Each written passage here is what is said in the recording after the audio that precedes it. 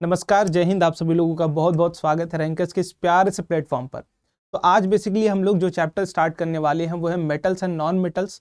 अब देखो, ये जो सीरीज आपकी चल रही है दोस्त, ये पूरी की पूरी आपकी बोर्ड्स के रिगार्डिंग चल रही है, जिसमें बोर्ड्स के जितने भी एक्सपेक्टेड क्वेश्चंस हो सकते हैं, जो एक्सपेक्टेड कॉन्सेप्ट्स हो सकते हैं, वो आपको कंप्लीट अच्छे तरीके से पढ़ाई जा रही है।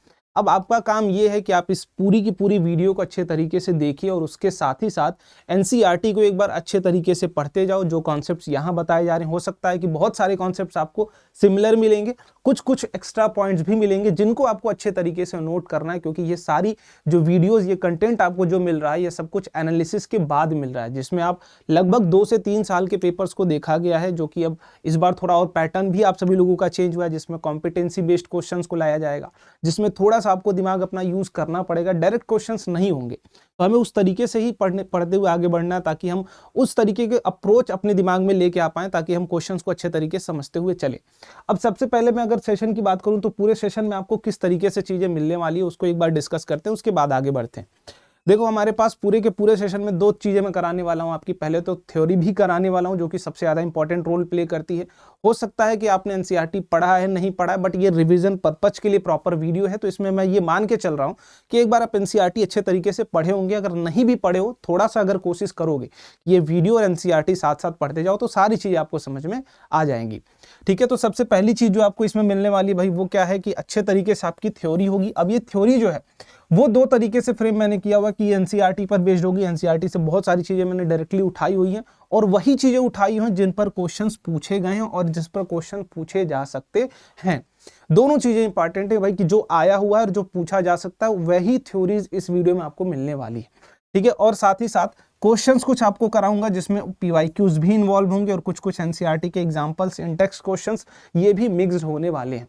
तो आप अच्छे तरीके से इनको प्रैक्टिस करिए। उसके साथ साथ जब ये दोनों चीजें आपकी डन हो जाती हैं, आपका बस 2 काम रह जाएगा। आप अच्छे तरीके से सारे के सारे पीवाईक्यूज लगा जाइए। मैं सारे नहीं करा रहा हूँ, कुछ कुछ करा रहा हूँ, और कुछ जो सैंपल पेपर में आपके क्वेश्चंस मिलने वाले हैं, सैंपल पेपर सीबीएसई की तरफ से जितने भी सैंपल पेपर है, उनको लगा जाना है। ठीक है, चलिए स्टार्ट करते हैं भाई physical properties of metals and non metals से ही। देखो, जनरली अगर हम मेटल्स की बात करें तो हमें वो क्या दिखते हैं, सॉलिड दिखते हैं। कि हम देख पाए, अगर आसपास जितने भी चीजें देख पा रहे हैं, मेटल्स देख पा रहे हैं, लगभग सॉलिड ही दिखता है। लेकिन जो एक्सेप्शनल पार्ट है, जो पूछा जाएगा पार्ट, उसके थ्रू हम लोग स्टार्टिंग अच्छे तरीके से करते हैं। तो सबसे पहला पॉइंट, ऑल मेटल एक्सेप्ट, किसको एक्सेप्ट करके भाई, मरकरी, जिसका सिंबल हम Hg से यूज करते हैं, जो रूम टेम्परेचर पर भी सॉलिड ना होके किस तरीके से एग्जिस्ट करता है, तो लिक्विड एग्जिस्ट करता है। ये सबसे ज्यादा एक्सेप्शनल पार्ट, और ये बहुत बार पूछा गया पार्ट ये भी है। You have observe the metal have high melting and high boiling point.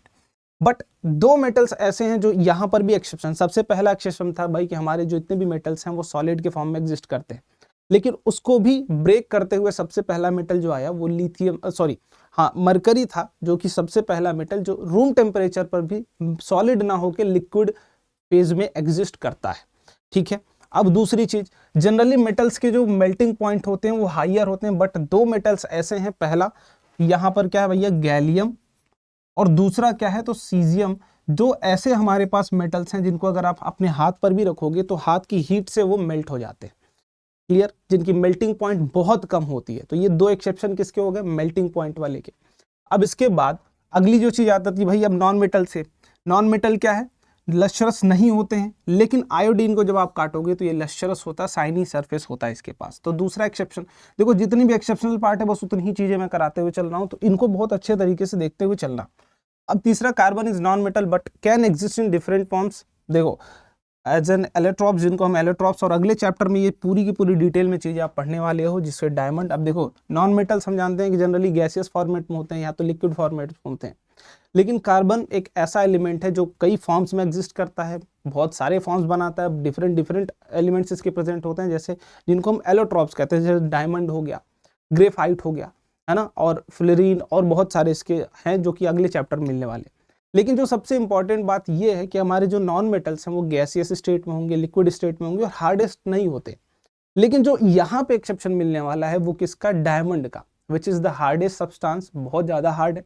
जो आपको हो सकता है ऐसे क्वेश्चंस फ्रेम हो जाए कि ऐसा नॉन मेटल बताइए जो बहुत हार्ड हो, तो डायमंड की केस की हम बात कर सकते हैं। और दूसरा, जनरली हमारे जितने भी नॉन मेटल्स हैं वो कंडक्टर नहीं होते हैं, इलेक्ट्रिसिटी के कंडक्टर नहीं होते, लेकिन यहाँ पे एक्सेप्शन आएगा फिर से किसका भैया, कार्बन का। और ये कार्बन किस फॉर्म में एग्जिस्ट कर रहा हो, ग्रेफाइट के फॉर्म में जब एग्जिस्ट कर रहा हो, इन दैट केस ये कंडक्टर की तरह काम करता है। ठीक है, चलो अगला भाई अपने पास और एक्सेप्शन। अब मेटल्स की एक्सेप्शन की बात करिए। जनरली हम देखें अगर तो मेटल्स क्या होते हैं, हार्ड होते हैं। मतलब अगर हम नॉर्मली देखें भाई, अगर आप लोहे को उठा लो या कॉपर वायर उठा लो तो आप नाइफ से उसको कट नहीं कर पाओगे, बहुत हार्ड होते हैं वो, नाइफ से नहीं कटेंगे। स्टील उठा लो, नहीं कटेंगे। लेकिन कुछ ऐसे भी मेटल्स हैं जो बहुत सॉफ्ट मेटल्स के नाम से जाने जाते हैं। इट मीन्स अगर आप उनको नाइफ से काटना चाहो तब भी आप काट सकते हो। और ये बहुत रिएक्टिव मेटल्स ही होते हैं। रिएक्टिविटी सीरीज में अगर आपने पढ़ा होगा तो बहुत ऊपर आते हैं। कौन कौन से ऐसे हैं भाई, तो लिथियम हो सकता है अपना, सोडियम हो सकता है और पोटेशियम। ये 3 मेटल्स ऐसे हैं जिनको इवन आप नाइफ से काट सकते हो और ये सॉफ्ट मेटल के तौर पर भी जाने जाते हैं। ठीक है, जिनके पास डेंसिटी जिनकी क्या होती है, बहुत लो होती है, और जिनकी मेल्टिंग पॉइंट भी क्या होती है, बहुत कम होती है। ठीक है, तो ये अपनी फिजिकल प्रॉपर्टीज की एक्सेप्शंस हो गई। जितनी भी फिजिकल प्रॉपर्टीज की एक्सेप्शंस, आपकी सबसे जरूरी एक्सेप्शंस हैं ये, यही आपसे पूछे भी जाते हैं। मैं दिखाऊंगा भी कितने तरीके से क्वेश्चंस आपसे पूछे गए हर बार, जितनी बार भी क्वेश्चंस आया। देखो जो जनरल रूल है कि सॉलिड होगा, लिक्विड होगा, गैस होगा, वो तो आपसे नहीं पूछा जाएगा। जब भी बात की जाएगी वो एक्सेप्शंस पे ही बात की जाती है। तो हमें यही चीजों को समझना और अच्छे तरीके से समझना। ठीक, अब 2 चीज आती है हीट के कंडक्टर के ऊपर भी है, यहीं पर हम बात कर लेते हैं। हीट का कंडक्टर कौन बैड होता है, कौन गुड होता है। तो अगर हम गुड की, चलो बैड की बात कर लेते हैं भैया, ऐसा कौन सा मेटल है जो बैड होता है और ऐसा कौन सा है जो गुड होता है। ठीक, तो सबसे पहला अपने पास है बैड में भैया लेड। ठीक, और अगर हम गुड की बात करें तो गुड के लिए हम सिल्वर को रख सकते हैं। सिल्वर सबसे जो बेस्ट होता है, सिल्वर। ठीक है, तो जब भी कहीं अगर गुड की बात की जाए, बेस्ट की बात की जाए तो सिल्वर का नाम ले लेंगे, जब बैड की बात की जाए तो लेड का नाम ले लेंगे। ठीक है, अब देखो कुछ क्वेश्चंस इसके ऊपर पूछे गए हैं और ये आया हुआ भी है, और ये अगर आप एनसीईआरटी उठाओगे तो उसमें भी मिलेगा, आपसे पूछा भी गया है, एनसीईआरटी में भी है और ये पढ़ाया भी जाता है हर जगह। तो चीजें वहीं से आती है जहां से हम पढ़ के जाते हैं, बट हम उतना कॉन्सेंट्रेटेड माइंड से उस चीजों को दिमाग में नहीं रखते हैं, क्योंकि बहुत छोटी सी चीज होती है सारी चीजें। तो देखो सबसे पहला भैया लिक्विड टेम्परेचर पर कौन होगा, तो अपने पास होगा मरकरी, Hg, जो रूम टेम्परेचर पर भी लिक्विड फॉर्मेट में एग्जिस्ट करता है। अब हम कौन से ऐसे मेटल्स हैं, तो हम बोलेंगे सोडियम हो सकता है, पोटेशियम हो सकता है ना, और लिथियम हो सकता है, हम जिनको काट सकते हैं। और इनकी लोवेस्ट डेंसिटी भी होती है, लोवेस्ट डेंसिटी भी होती है। ये भी हमें अच्छे तरीके से समझ के रखना है। हम काट भी सकते हैं, डेंसिटी भी इनकी क्या होती है, बहुत कम होती है। What is the best conductor of heat, तो हम यहाँ पर सिल्वर का नाम ले सकते हैं, सिल्वर।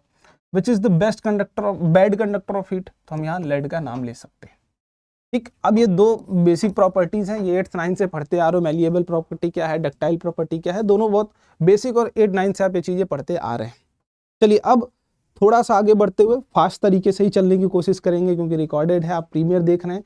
बट आप जो भी कमेंट बॉक्स में चीजें बता रहे होंगे, आपके जो भी डाउट्स होंगे, मैं वहाँ क्लियर करते हुए चल रहा हूँ। ठीक है, तो आप कमेंट बॉक्स में अपनी जितने भी डाउट्स हैं, जितनी भी रिगार्डिंग आपकी चीजें मन में आ रही होंगी, उसको पूछते हुए चलना। तो अगर हम अब बात करते हैं chemical properties of metals and non metals, तो सबसे पहले मेटल की रिएक्टिविटी की बात करते हैं। तो मेटल अगर हम मान लो, वैसे तो ये क्लास 11th में जब जाओगे तो उनके कलर के बेसिस पर भी कंपाउंड्स की बात की जाती है, कौन सा मेटल जलेगा, कैसा फ्लेम निकलेगा। लेकिन अगर हम यहाँ बेसिक बात करते हैं, अगर हम किसी भी चीज की बर्निंग करते हैं, तो बर्निंग का सिंपल सा मतलब क्या है कि हम ऑक्सीजन से रिएक्ट करा रहे हैं उस चीज को। तो कोई भी अगर मेटल है अपने पास, अब देखो जितने भी मेटल्स होंगे, हर मेटल की रिएक्टिविटी विथ ऑक्सीजन अलग अलग होती है। हर मेटल सेम रेट से रिएक्ट नहीं करता है। जैसे अगर हम सोडियम की बात करें तो सोडियम बहुत हाईली रिएक्टिव है, जबकि कॉपर की बात करेंगे बहुत लेसर रिएक्टिव है। तो हर मेटल, जितने भी मेटल्स हैं, सबकी रिएक्टिविटी की जो रेट है विथ ऑक्सीजन वो डिफरेंट होती है। ठीक है, वो रेट हम according to the chart series देख सकते हैं, क्योंकि जो रिएक्टिविटी सीरीज है वो 2 बेसिस पर फ्रेम की गई है। 2 चीजों को दिमाग में रख के फ्रेम की गई है कि कौन ज्यादा रिएक्टिव होगा, कौन लोअर रिएक्टिव होगा। तो ज्यादा रिएक्टिव की अगर हम बात करें तो 2 चीजों का फ्रेम, पहला भी है रिएक्टिविटी विथ ऑक्सीजन और दूसरा रिएक्टिविटी विथ वाटर। इन दोनों को ध्यान में रख के हमारी जो रिएक्टिविटी सीरीज इस सीरीज में हम पढ़ते हैं वो फ्रेम की गई थी। ठीक, तो सबसे पहले भाई हमें पता है कि ऑक्सीजन के साथ अगर हम रिएक्टिविटी कराते हैं तो वो डिफरेंट रेट से होगी, सेम रेट से नहीं होगी। Different rate for different metals. तो अगर हम मेटल्स को डिफरेंट रखते हैं तो उनकी जो रिएक्टिविटी है वो भी डिफरेंट होती है। तो अगर जनरल अगर बिहेवियर की बात करें कि जनरल क्या बन के आएगा, अगर मान लो रिएक्टिविटी हो भी रही है, तो अगर मान लो अपने पास मेटल है, अगर हम मेटल्स की रिएक्शन ऑक्सीजन के साथ करा रहे हैं तो वो मेटेलिक ऑक्साइड ही बनाएगा। अगर हम मेटल्स की रिएक्शन ऑक्सीजन के साथ कर रहे हैं तो वो मेटेलिक ऑक्साइड बना देगा, मेटेलिक ऑक्साइड बना देगा। ठीक, एग्जाम्पल के तौर पर अगर एक दो हम लोग बात करें जो जनरली रिएक्ट कर रही हो, रेट तो हम जनरली डिस्कस नहीं कर सकते। जैसे सबसे पहला अगर मान लो सोडियम है अपने पास, सोडियम की रिएक्शन अगर आप करा दे रहे हैं तो ये क्या बना लेगा भैया, Na2O। वैलेंसी के हिसाब से चलो, सोडियम की वैलेंसी कितनी होती है भाई, 1 होती है। ऑक्सीजन की कितनी होती है, 2 होती है। मल्टीप्लाई कर लीजिए, क्रॉस मल्टीप्लीकेशन क्लास 9th में ही सिखाया जाता है। तो Na2O ये बन जाएगा। मान लो दूसरा भी पिछले चैप्टर में हम लोगों ने पढ़ा था, बर्निंग ऑफ मैग्नीशियम रिबन। मान लो हम इनको बर्निंग कराते हैं, तो बर्निंग कराने के साथ साथ प्रोडक्ट भी, अब देखो जो चीजें पहले पढ़ते हुए आए हो, ध्यान ये रखना है कि उसकी जब भी आगे यूज हो तो उससे जितनी भी ज्यादा डिटेल्स हमें मिली थी वो सारी डिटेल्स आपके माइंड में रीक्लिक करनी चाहिए, रिमेंबर हो जानी चाहिए, फिर से पूरा का पूरा एकदम कॉन्सेप्ट सेम तरीके से आ जाना चाहिए। ठीक है, जितना ज्यादा तुम रिकॉल करते रहोगे चीजें रिवाइज होती जाएंगी। अब ये बर्निंग ऑफ मैग्नीशियम रिबन, हमें पता है भाई कि हम जब भी मैग्नीशियम रिबन को बर्न करते हैं तो पहले उसको क्लीन करते हैं। क्यों क्लीन करते हैं, क्योंकि magnesium quite reactive with oxygen और रिएक्ट करके अपने सरफेस के ऊपर एक ऑक्सीजन की लेयर बना लेता है, जो लेयर फर्दर ऑक्सीडेशन से प्रिवेंट करता है ना। हम अभी क्रोजन भी पढ़ेंगे इसी चैप्टर में। तो बहुत सारे ऐसे, जैसे एल्यूमिनियम हो गया, अपना मैग्नीशियम हो गया, ये क्वाइट रिएक्टिव होते हैं ऑक्सीजन से। तो अगर आप बाहर रखे हो तो ये इनकी जो सरफेस है वो ऑक्सीजन से रिएक्ट करेगी और उस सरफेस पर एक लेयर बन जाती है ऑक्साइड की। Due to that layer further oxidation उस मेटल का नहीं होता है। तो इसीलिए मैग्नीशियम का रिबन जब भी आप लेते हो उसको जलाने से पहले क्वाइट साफ किया जाता है, क्योंकि उसके ऊपर एक लेयर बनी होती है ऑक्सीजन की, जो उसको और ऑक्सीडाइज होने से रोकती भी है, प्रिवेंट भी करती है। ठीक, अब यहाँ मान लो मैग्नीशियम था हमारे साथ, रिएक्ट किया ऑक्सीजन से, तो बनेगा क्या, तो ये मैग्नीशियम ऑक्साइड बनेगा। और ये किस कलर का बनेगा, मैंने कलर लिख दिया है। ठीक है, चलिए अब थोड़ा आगे बात करते हैं और रेट ऑफ रिएक्टिविटी को भी ध्यान में रखते हुए चलते हैं, उसके ऊपर भी बात करेंगे। ठीक है, तो सबसे पहले अगर हम बात करते हैं यहाँ पर कि भाई मेटेलिक ऑक्साइड, तो मेटेलिक ऑक्साइड अगर 2 तरीके के हो सकते हैं। मेटल के जितने भी ऑक्साइड हैं 2 तरीके का नेचर हो सकता है उनका। सबसे पहला अपने पास मान लेता हूँ कि जितने भी मेटेलिक ऑक्साइड होते हैं वो किस नेचर के होते हैं, बेसिक नेचर के होते हैं। किस नेचर के होते हैं, बेसिक नेचर के होते हैं। या फिर हम बोल सकते हैं भैया अगर ये एसिडिक भी है, एसिडिक भी है प्लस उसके अंदर बेसिक कैरेक्टर भी है, दोनों कैरेक्टर को ये दिखा सकता है, ऐसी ऑक्साइड्स को बोलते हैं हम एम्फोटेरिक ऑक्साइड्स। ऐसी ऑक्साइड्स को क्या बोलते हैं, एम्फोटेरिक ऑक्साइड्स।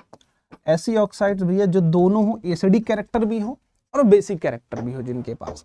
तो अगर हम बेसिक कैरेक्टर की बात करें तो जितने भी आपके नॉर्मली मेटल्स मिलेंगे वो सारे के सारे किस नेचर के होते हैं, बेसिक नेचर के। बट कुछ ही होंगे ऐसे जो आपको दोनों नेचर के मिल रहे होंगे। एग्जाम्पल की बात करिए, एग्जाम्पल कौन कौन सा होगा, जैसे जिंक ऑक्साइड ले लो भाई, एल्यूमिनियम ऑक्साइड ले लो। ठीक, ये हो गए अपने जो किस नेचर के हमें मिल सकते हैं, वो एम्फोटेरिक नेचर के हैं। मतलब एसिडिक भी है, बेसिक भी है। अब एसिडिक कब बिहेवियर दिखाएगा, जब आप उसको बेस से रिएक्ट कराओगे। बेसिक बिहेवियर कब दिखाएगा, जब आप उसको एसिड से रिएक्ट कराओगे। दोनों रिएक्शन होने वाली है और हम दोनों अभी आगे देखेंगे भी। ठीक है, अब देखो भाई बेसिक की बात करो तो बेसिक के लिए कोई सा भी उठा लो, सारे के सारे आपको बेसिक ही मिलेंगे, एक्सेप्ट वो दोस्त वो भी बेसिक हैं लेकिन वो एसिडिक भी है। जैसे एग्जांपल ले लो भैया Na2O या फिर MgO ले लो या ZnO ले लो, ये भी है बट हम चलो एम्फोटेरिक का एग्जांपल है तो इसमें नहीं इसको यूज कर रहे हैं। ठीक है, या फिर कैल्शियम ऑक्साइड ले लो। तो ये सारे के सारे जितने भी हैं ये क्या है, बेसिक इन नेचर।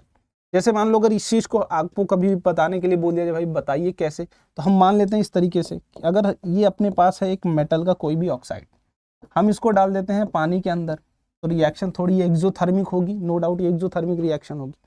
लेकिन जब रिएक्शन दोनों के बीच में होगी तो जो प्रोडक्ट बनेगा वो इंपॉर्टेंट है और उसी से हम इस चीज का नेचर बता सकते हैं। यहाँ पर बन के जो आ गया वो आ गया NaOH which is caustic soda. नाम भी लिखते हुए चलिए इसका अच्छे तरीके से, कॉस्टिक सोडा, जिसका हम नाम क्या रखते हैं भाई, कॉस्टिक सोडा।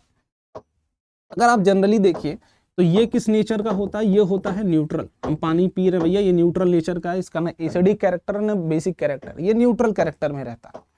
जो यहाँ पर चीजें बन के आई हैं तो ये नो डाउट किस नेचर का है, ये बेस है, ये बेसिक नेचर कंटेन कर रहा है। ये क्या कंटेन कर रहा है, बेसिक नेचर।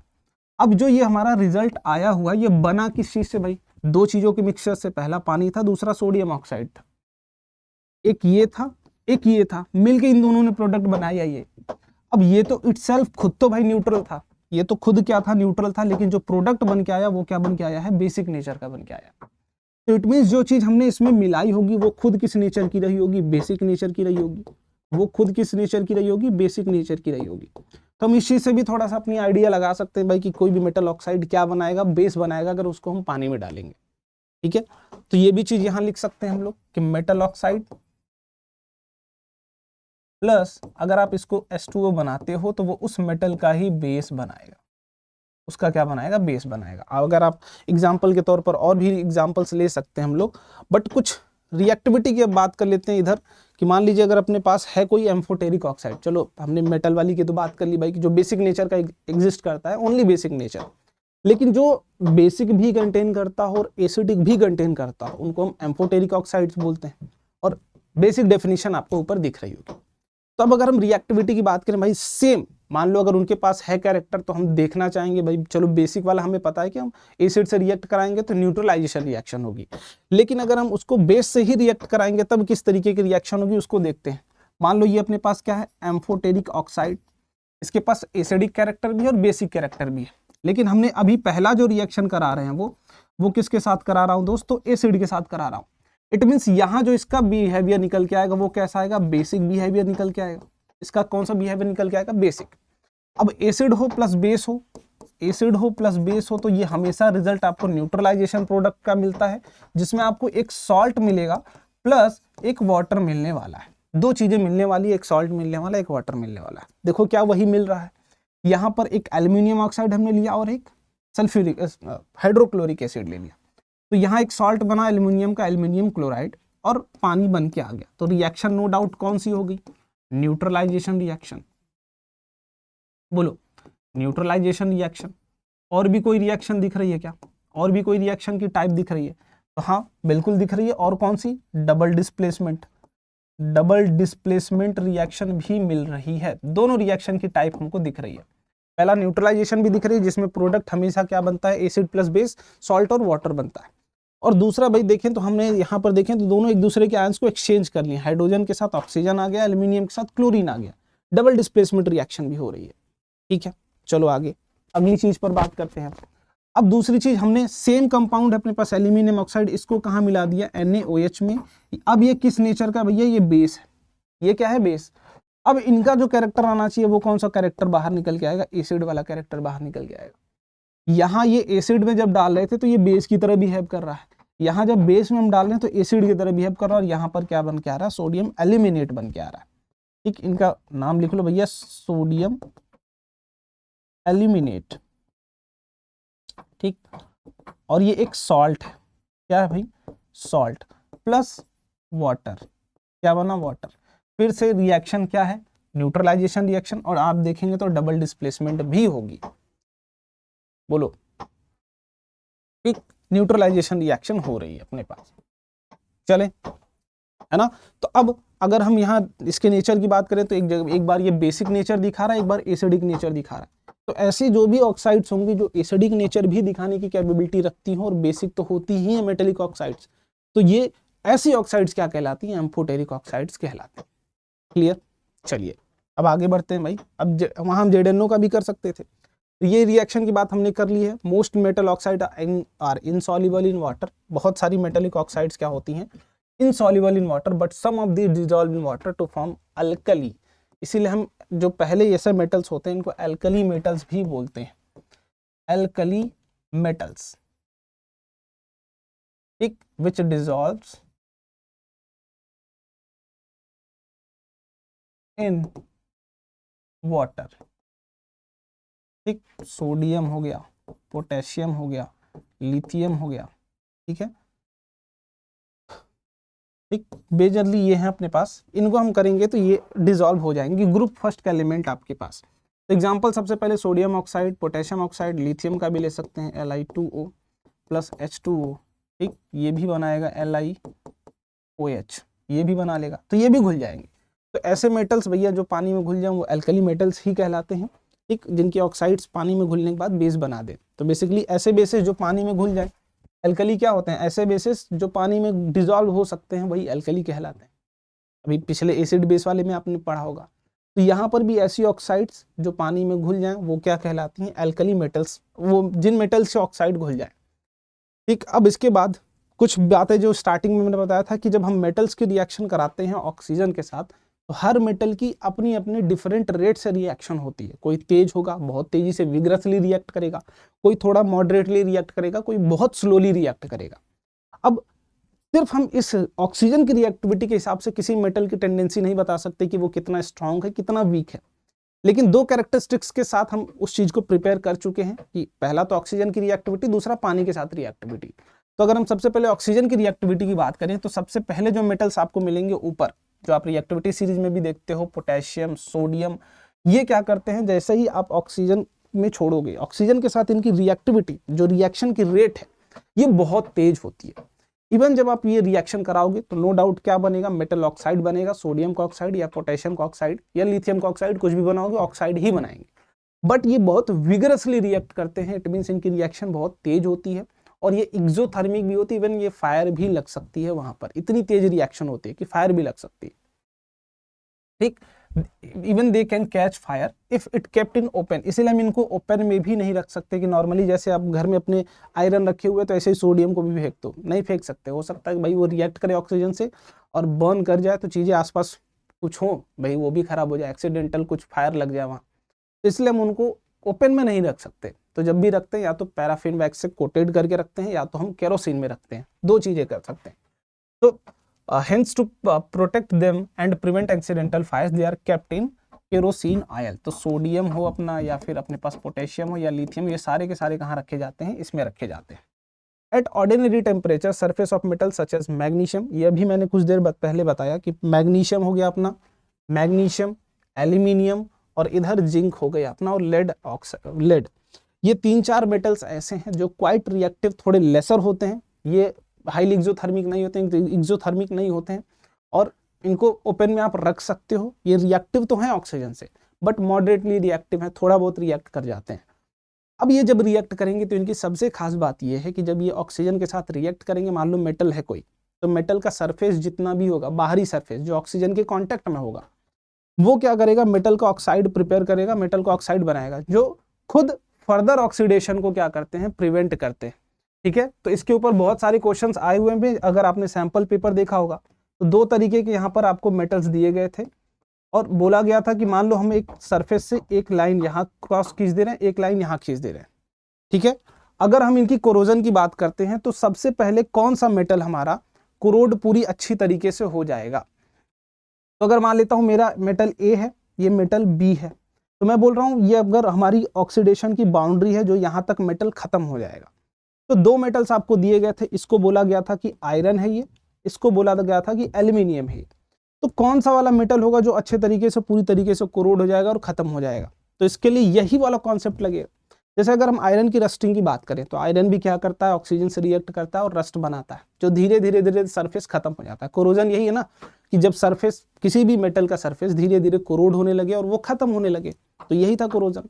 अगर हम उसी चीज को यहाँ अप्लाई करें तो आयरन तो धीरे धीरे भाई कोरोड होता जाएगा, खत्म होता जाएगा, और यहाँ तक जो लाइन है हमने खींच के रखी है वहां तक मेटल पहले खत्म हो जाएगा। लेकिन जब हम एल्यूमिनियम या जिंक की बात कर रहे होंगे, इस पर भी क्वेश्चन बहुत बार पूछा गया, या मैग्नीशियम की भी बात कर रहे हैं, तो इनमें से कुछ भी हो, तो ये क्या करते हैं, ऑक्सीजन के साथ रिएक्ट करेंगे और रिएक्ट करने के साथ साथ जैसे ही ये ऑक्सीजन से रिएक्ट करेगा, ये अपने सरफेस के ऊपर एक ऑक्साइड बना लेगा, Al2O3 ये बना लेगा, जो फर्दर उसकी ऑक्सीडेशन को प्रिवेंट करेंगे। जैसे मान लो यहाँ अगर ये मेटल था अपने पास, मैं बोल रहा हूँ कि ये क्या कर रहा है, यहाँ पर ये लेयर बना लिया इसने एल्यूमिनियम ऑक्साइड का। अब ये लेयर फर्दर जो मेटल है उसको ऑक्सीजन के कांटेक्ट में नहीं आने दे रहा है, फर्दर सरफेस को ऑक्सीजन के कांटेक्ट में नहीं आने दे रहा है। जो भी उसकी कोरोजन हो रही है, जो भी ऑक्सीडेशन हो रहा है, बस वहीं तक हो रहा है। अब वो फर्दर ऑक्सीडेशन को प्रिवेंट करेगा, तो भाई पहले यही खत्म हो जाएगा, क्योंकि ये धीरे धीरे होता जाएगा खत्म, क्योंकि इस पे सरफेस पे लेयर नहीं बनती, लेकिन यहाँ लेयर बन जाती है किसकी, Al2O3 की। इसकी क्या बन जाएगी, लेयर बन जाएगी। ठीक है, चलो, तो ये सबसे जरूरी चीज है कि कौन से मेटल्स की लेयर बनती है, किस पे लेयर नहीं बनती है। Are covered with thin layer of oxide. This layer protects from the further oxidation of metals. चलिए अगला, आयरन does not burn. अब दूसरी चीज भाई, अगर हम आयरन की बात करें, iron does not Burns on heating on the, जैसे अगर हम नॉर्मली अगर आयरन का रॉड ले लो, आप आयरन का रॉड ले लो, उसको क्या करो, हीट करो, जलेगा नहीं जलेगा। लेकिन मान लो कहीं आपने बर्नर जलाया, उस पर आयरन के बहुत छोटे छोटे बहुत फाइन पार्टिकल्स को अगर आप उस पर फेंकते हो तो वो बर्न करेगा आयरन फिलिंग्स का, ठीक है। तो बहुत छोटे छोटे उसके टुकड़े बर्न करेंगे, लेकिन पूरा का पूरा एक होल आयरन नहीं बर्न करेगा कभी, ठीक। अब इसके बाद कॉपर की बात करें तो भाई कॉपर रिएक्ट करके क्या कर लेता है, ब्लैक कलर की सरफेस पे अपने ऑक्साइड बना लेता है। अगर रिएक्शन की बात करें तो Cu+O2 ये क्या बना लेता है, CuO बना लेता है, जिसका कलर क्या होता है, ब्लैक। ये हम लोगों ने पहले चैप्टर में भी अच्छे तरीके से पढ़ा हुआ है, कलर ऑफ कॉपर ऑक्साइड, ठीक। सिल्वर एंड गोल्ड ये रिएक्ट नहीं करते हैं इवन हाई टेम्परेचर्स, इसीलिए हम जो भी अपने गहने वगैरह पहनते हैं वो सब कुछ किसके होते हैं, इन्हीं के बने होते हैं, क्योंकि ये इवन हम पहन के घूम रहे हैं आसपास, पता चला ये ऑक्सीजन से रिएक्ट करें, धीरे धीरे डिग्रेड हो गए, खत्म हो गए भाई, फिर नहीं। तो ये क्यों इतने महंगे, क्योंकि ये ऑक्सीजन से रिएक्ट नहीं कर रहे हैं, हम कहीं पे भी पहने कोई दिक्कत नहीं है ना, इवन हाई टेम्परेचर्स पर भी रिएक्शन नहीं होती है। तो ये पूरा इसकी एक बार टेबल बना लेना तुम, कौन रिएक्ट करता है, कौन विग्रसली रिएक्ट करता है, कौन स्लोली रिएक्ट करता है, कौन आयरन है बहुत फीलिंग्स रिएक्ट करेंगे लेकिन होल मेटल नहीं करेगा, बाकी ये है नहीं रिएक्ट ही नहीं करेंगे। और ये है अपना कॉपर, धीरे धीरे बर्न करते करते, बर्न तो नहीं करता बट उसके ऊपर लेयर बन जाती है किसकी, कॉपर ऑक्साइड की, ठीक। तो ये अपने पास एक प्रोसेस है जो कि यूज होता है, हो सकता है इसके ऊपर डेफिनेशन आ जाए, एनोडाइजिंग के ऊपर, is a process of forming thick layer of oxide aluminium develops thin layer of oxide which exposed to the air. Aluminium oxide coat makes its resistance to further corrosion, ठीक है। जो हमने बात करी थी कि जो हमारी एल्यूमिनियम का मेटल होगा ये ऑक्सीजन से रिएक्ट करके अपने ऊपर एक लेयर बना लेगा। किस चीज की लेयर होगी, वो लेयर होगी एल्यूमिनियम ऑक्साइड की। ये लेयर क्या करेगी, which prevents from further oxidation, from further oxidation, जो उसकी अब उस मेटल की फर्दर ऑक्सीडेशन से उसको बचाएगी। और ऑक्सीडेशन जब उसका नहीं होगा तो भाई वो मेटल खत्म भी नहीं होगा पूरी तरीके से, वहीं सेफ रह जाएगा। तो उसके सरफेस पे तो ऑक्सीडेशन होगी, उसके सरफेस का कोरोजन तो होगा, लेकिन फर्दर उस सरफेस के और नीचे जितनी भी लेयर्स होंगी उसकी, वहां कुछ नहीं होने वाला, क्योंकि अब ये प्रोटेक्टिव लेयर की तरह काम कर रही है, ठीक है। चलिए भाई अब वाटर के साथ हम बात करते हैं इसकी रिएक्टिविटी ऑफ मेटल्स की। Metals react with water and produce metal oxide and hydrogen gas, ठीक। चलो आगे, metallic oxide are soluble in water, dissolved in further to form hydroxide। देखो जैसे अगर हम इसकी हम बात करते हैं, मान लीजिए तो हमने अगर ये कोई भी अपने पास मेटल है, एक जनरल बिहेवियर की बात करेंगे, और ये भी रिएक्टिविटी चेंज करती है। जो यहाँ पे भी रेट ऑफ रिएक्टिविटी है, रेट ऑफ रिएक्शन है, रेट ऑफ रिएक्शन वो डिफरेंट होता है, डिफरेंट फॉर डिफरेंट मेटल्स। जैसे जैसे हम मेटल्स को बदलते जाएंगे ये रेट ऑफ रिएक्टिविटी भी बदलती चलेगी। भाई अगर सोडियम है, सोडियम की रिएक्टिविटी अलग ही, अगर पानी में सोडियम का डालोगे इवन आग लग जाती है, बहुत हाईली एक्सोथर्मिक रिएक्शन वहां पर भी होती है। लेकिन अगर दूसरा केस हम वहां पे पानी में लोहे को डाल दो, भाई रिएक्शन तो होती है बट उसके लिए भी कंडीशन है, आगे हम देखेंगे वो कंडीशन है आपके साथ। लेकिन क्या वहां रिएक्शन तुरंत आग लगने वाली होती है, नहीं होती भाई। तो सबकी रिएक्शन होने की जो रेट है वो अलग अलग है। तो हमने दो फैक्टर देखा, ऑक्सीजन वाला और अब ये पानी वाला देखते हुए चलते हैं। तो मेटल अगर आप पानी में डाल रहे हो, ठीक, तो ये फर्दर रिएक्ट करेगा और क्या बनेगा, मेटल ऑक्साइड बनाएगा। पहले तो मेटल ऑक्साइड बनाएगा प्लस आपकी हाइड्रोजन गैस को बाहर निकालेगा। बट ये मेटल ऑक्साइड फिर से क्या कर जाता है, घुल जाता है पानी के अंदर। मेटल ऑक्साइड जो है आपका पानी के अंदर, ये रिएक्टिविटी अगर अच्छी होगी मेटल की तभी होगा। ये पानी के अंदर घुल के क्या बनाएगा, मेटल हाइड्रोक्साइड बना लेगा, मेटल का हाइड्रोक्साइड बनाएगा। एग्जाम्पल के लिए देखो, एग्जाम्पल के लिए देखो, मान लो सोडियम ही ले लिया हमने, इसको पानी में डाल दिया, हाईली एक्सोथर्मिक है, तो ये बनाएगा NaOH प्लस आपकी H2 गैस क्या होगी, बाहर निकल जाएगी, ठीक। और इसकी आप पहचान कर सकते हो क्योंकि ये कैसे जलती है, तो पॉप साउंड के साथ जलती है। हम इसकी पहचान जानते हैं कि हाइड्रोजन गैस की जब भी टेस्टिंग करनी हो तो पॉप साउंड प्रोड्यूस होगा और वो बर्न करेगी, ठीक। चलिए आगे, तो अगला जो पॉइंट इंपॉर्टेंट पॉइंट है वो देखो, metals like potassium, sodium, even lithium भी आप बोल सकते हो, react violently with cold water. किस वाटर के साथ भाई, कोल्ड वाटर के साथ रिएक्ट करता है। इसलिए इनकी जो रिएक्टिविटी है आप देखोगे ये सबसे ऊपर आते हैं रिएक्टिविटी में, क्योंकि ये दोनों चीजों से रिएक्ट कर रहे थे। एक तो ऑक्सीजन वाले केस में देखा हमने कि हम ओपन में नहीं रख सकते इनको, क्योंकि ओपन में भी इनकी ऑक्सीजन के साथ रिएक्टिविटी बहुत तेज। और दूसरा जो हम फैक्टर देख रहे हैं कि पानी के साथ भी, इवन कोल्ड वाटर के साथ भी रिएक्ट कर जाते हैं बहुत तेजी और विग्रसली रिएक्ट करते हैं, इवन फायर लग जाती है। ठीक, तो ऑक्सीजन के साथ भी रिएक्टिविटी तेज है, पानी के साथ भी रिएक्टिविटी तेज है, तो हम रिएक्टिविटी सीरीज इन्हीं दो फैक्टर पर बना रहे हैं, ऑक्सीजन और पानी। तो जब दोनों के साथ तेज है तो ये इनकी रिएक्टिविटी ही तेज है, तो ये ऊपर आएंगे सबसे। ठीक, in case of sodium and potassium the reaction is so violent, exothermic reaction and evolve hydrogen gas immediately catches fire. ठीक है भाई, चलिए आगे अगला। अब थोड़ा नीचे चलते हैं। Reaction of calcium with water is less violent, heat evolved is not sufficient for the hydrogen to catch fire. अब जो उससे हीट निकलती है, जैसे सोडियम को मान लो हमने जब डाला था इसमें, ठीक, तो वहां पे एक्सोथर्मिक था, तो जो भी यहाँ हाइड्रोजन गैस प्रोड्यूस हो रही थी, यहाँ से हीट निकल रही, एक्सोथर्मिक है तो हीट निकलेगी। अब यही हीट क्या करती है, इसको पॉप साउंड के साथ जला देती है, पॉप साउंड के साथ। लेकिन यहाँ पे वो हीट नहीं निकलेगी क्योंकि एक्सोथर्मिक उतना नहीं होता है। ठीक है, बट क्या होता है उसको भी हम देखते हैं। जब कैल्शियम था अपने पास, इसको हम अगर रिएक्ट करा रहे हैं पानी के साथ, तो ये बनाएगा क्या, कैल्शियम हाइड्रोक्साइड बनाएगा, प्लस यहाँ पर H2 गैस अपनी निकल रही होगी। ठीक, अब उससे भी ज्यादा खास बात जो ये वाला पॉइंट आपको यहाँ दिख रहा होगा, ये सबसे इंपॉर्टेंट पॉइंट। जब कैल्शियम की बात आपसे की जाएगी, इसके ऊपर जब क्वेश्चन पूछे जाएंगे, तब ये वाला कॉन्सेप्ट ही पूछा जाएगा। ऊपर वाला मेन वो नहीं पूछा जाएगा, बर्न करेगा नहीं करेगा वो नहीं पूछा जाएगा। पूछा जाएगा कि कौन सा मेटल है जो पानी में डालने के बाद उसके सरफेस पर फ्लोट करता है। कैल्शियम भी हो सकता है, मैग्नीशियम भी हो सकता है। ठीक, तो फ्लोट करने का मतलब क्या है, क्यों फ्लोट करता है उसको देखो। जैसे मान लो ये आपके पास पानी था पूरे तरीके से, हमने इसमें क्या डाल दिया, एक कोई कैल्शियम यहाँ पर इतना डाल दिया।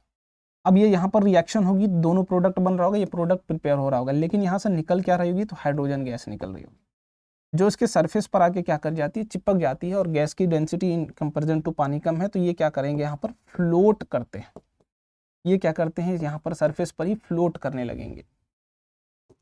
ठीक, तो calcium starts floating because the bubble of hydrogen gas form stick to the surface of metal. Magnesium does not, अब मैग्नीशियम की बात करिए भाई, magnesium does not react with cold water, it react with hot water. Calcium तक देखो, जो अभी sodium था, पोटेशियम था, लिथियम था, ये कोल्ड वाटर से रिएक्ट कर रहे थे, इवन ये क्वाइट वाटर से रिएक्ट कर रहा है, लेकिन विगरसली नहीं। अब मैग्नीशियम हमारा कोल्ड वाटर से रिएक्ट नहीं करेगा, it react with hot water to form magnesium hydroxide and hydrogen.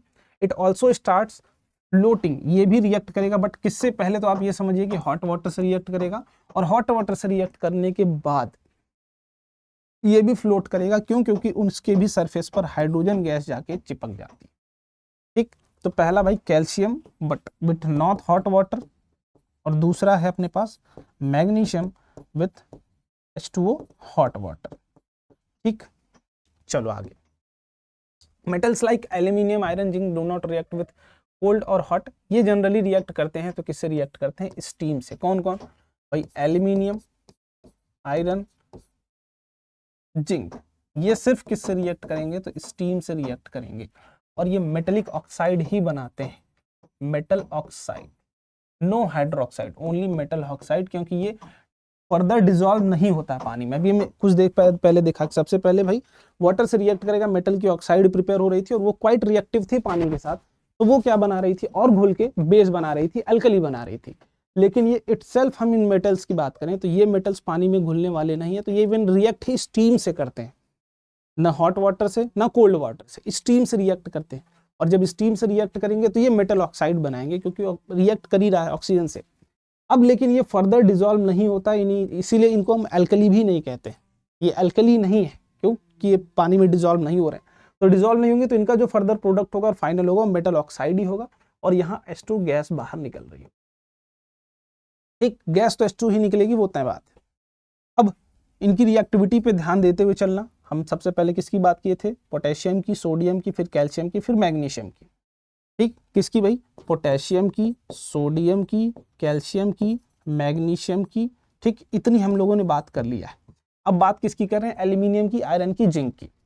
Metal such as lead, copper, gold, lead हो गया Pb, copper Cu, silver Ag and gold Au।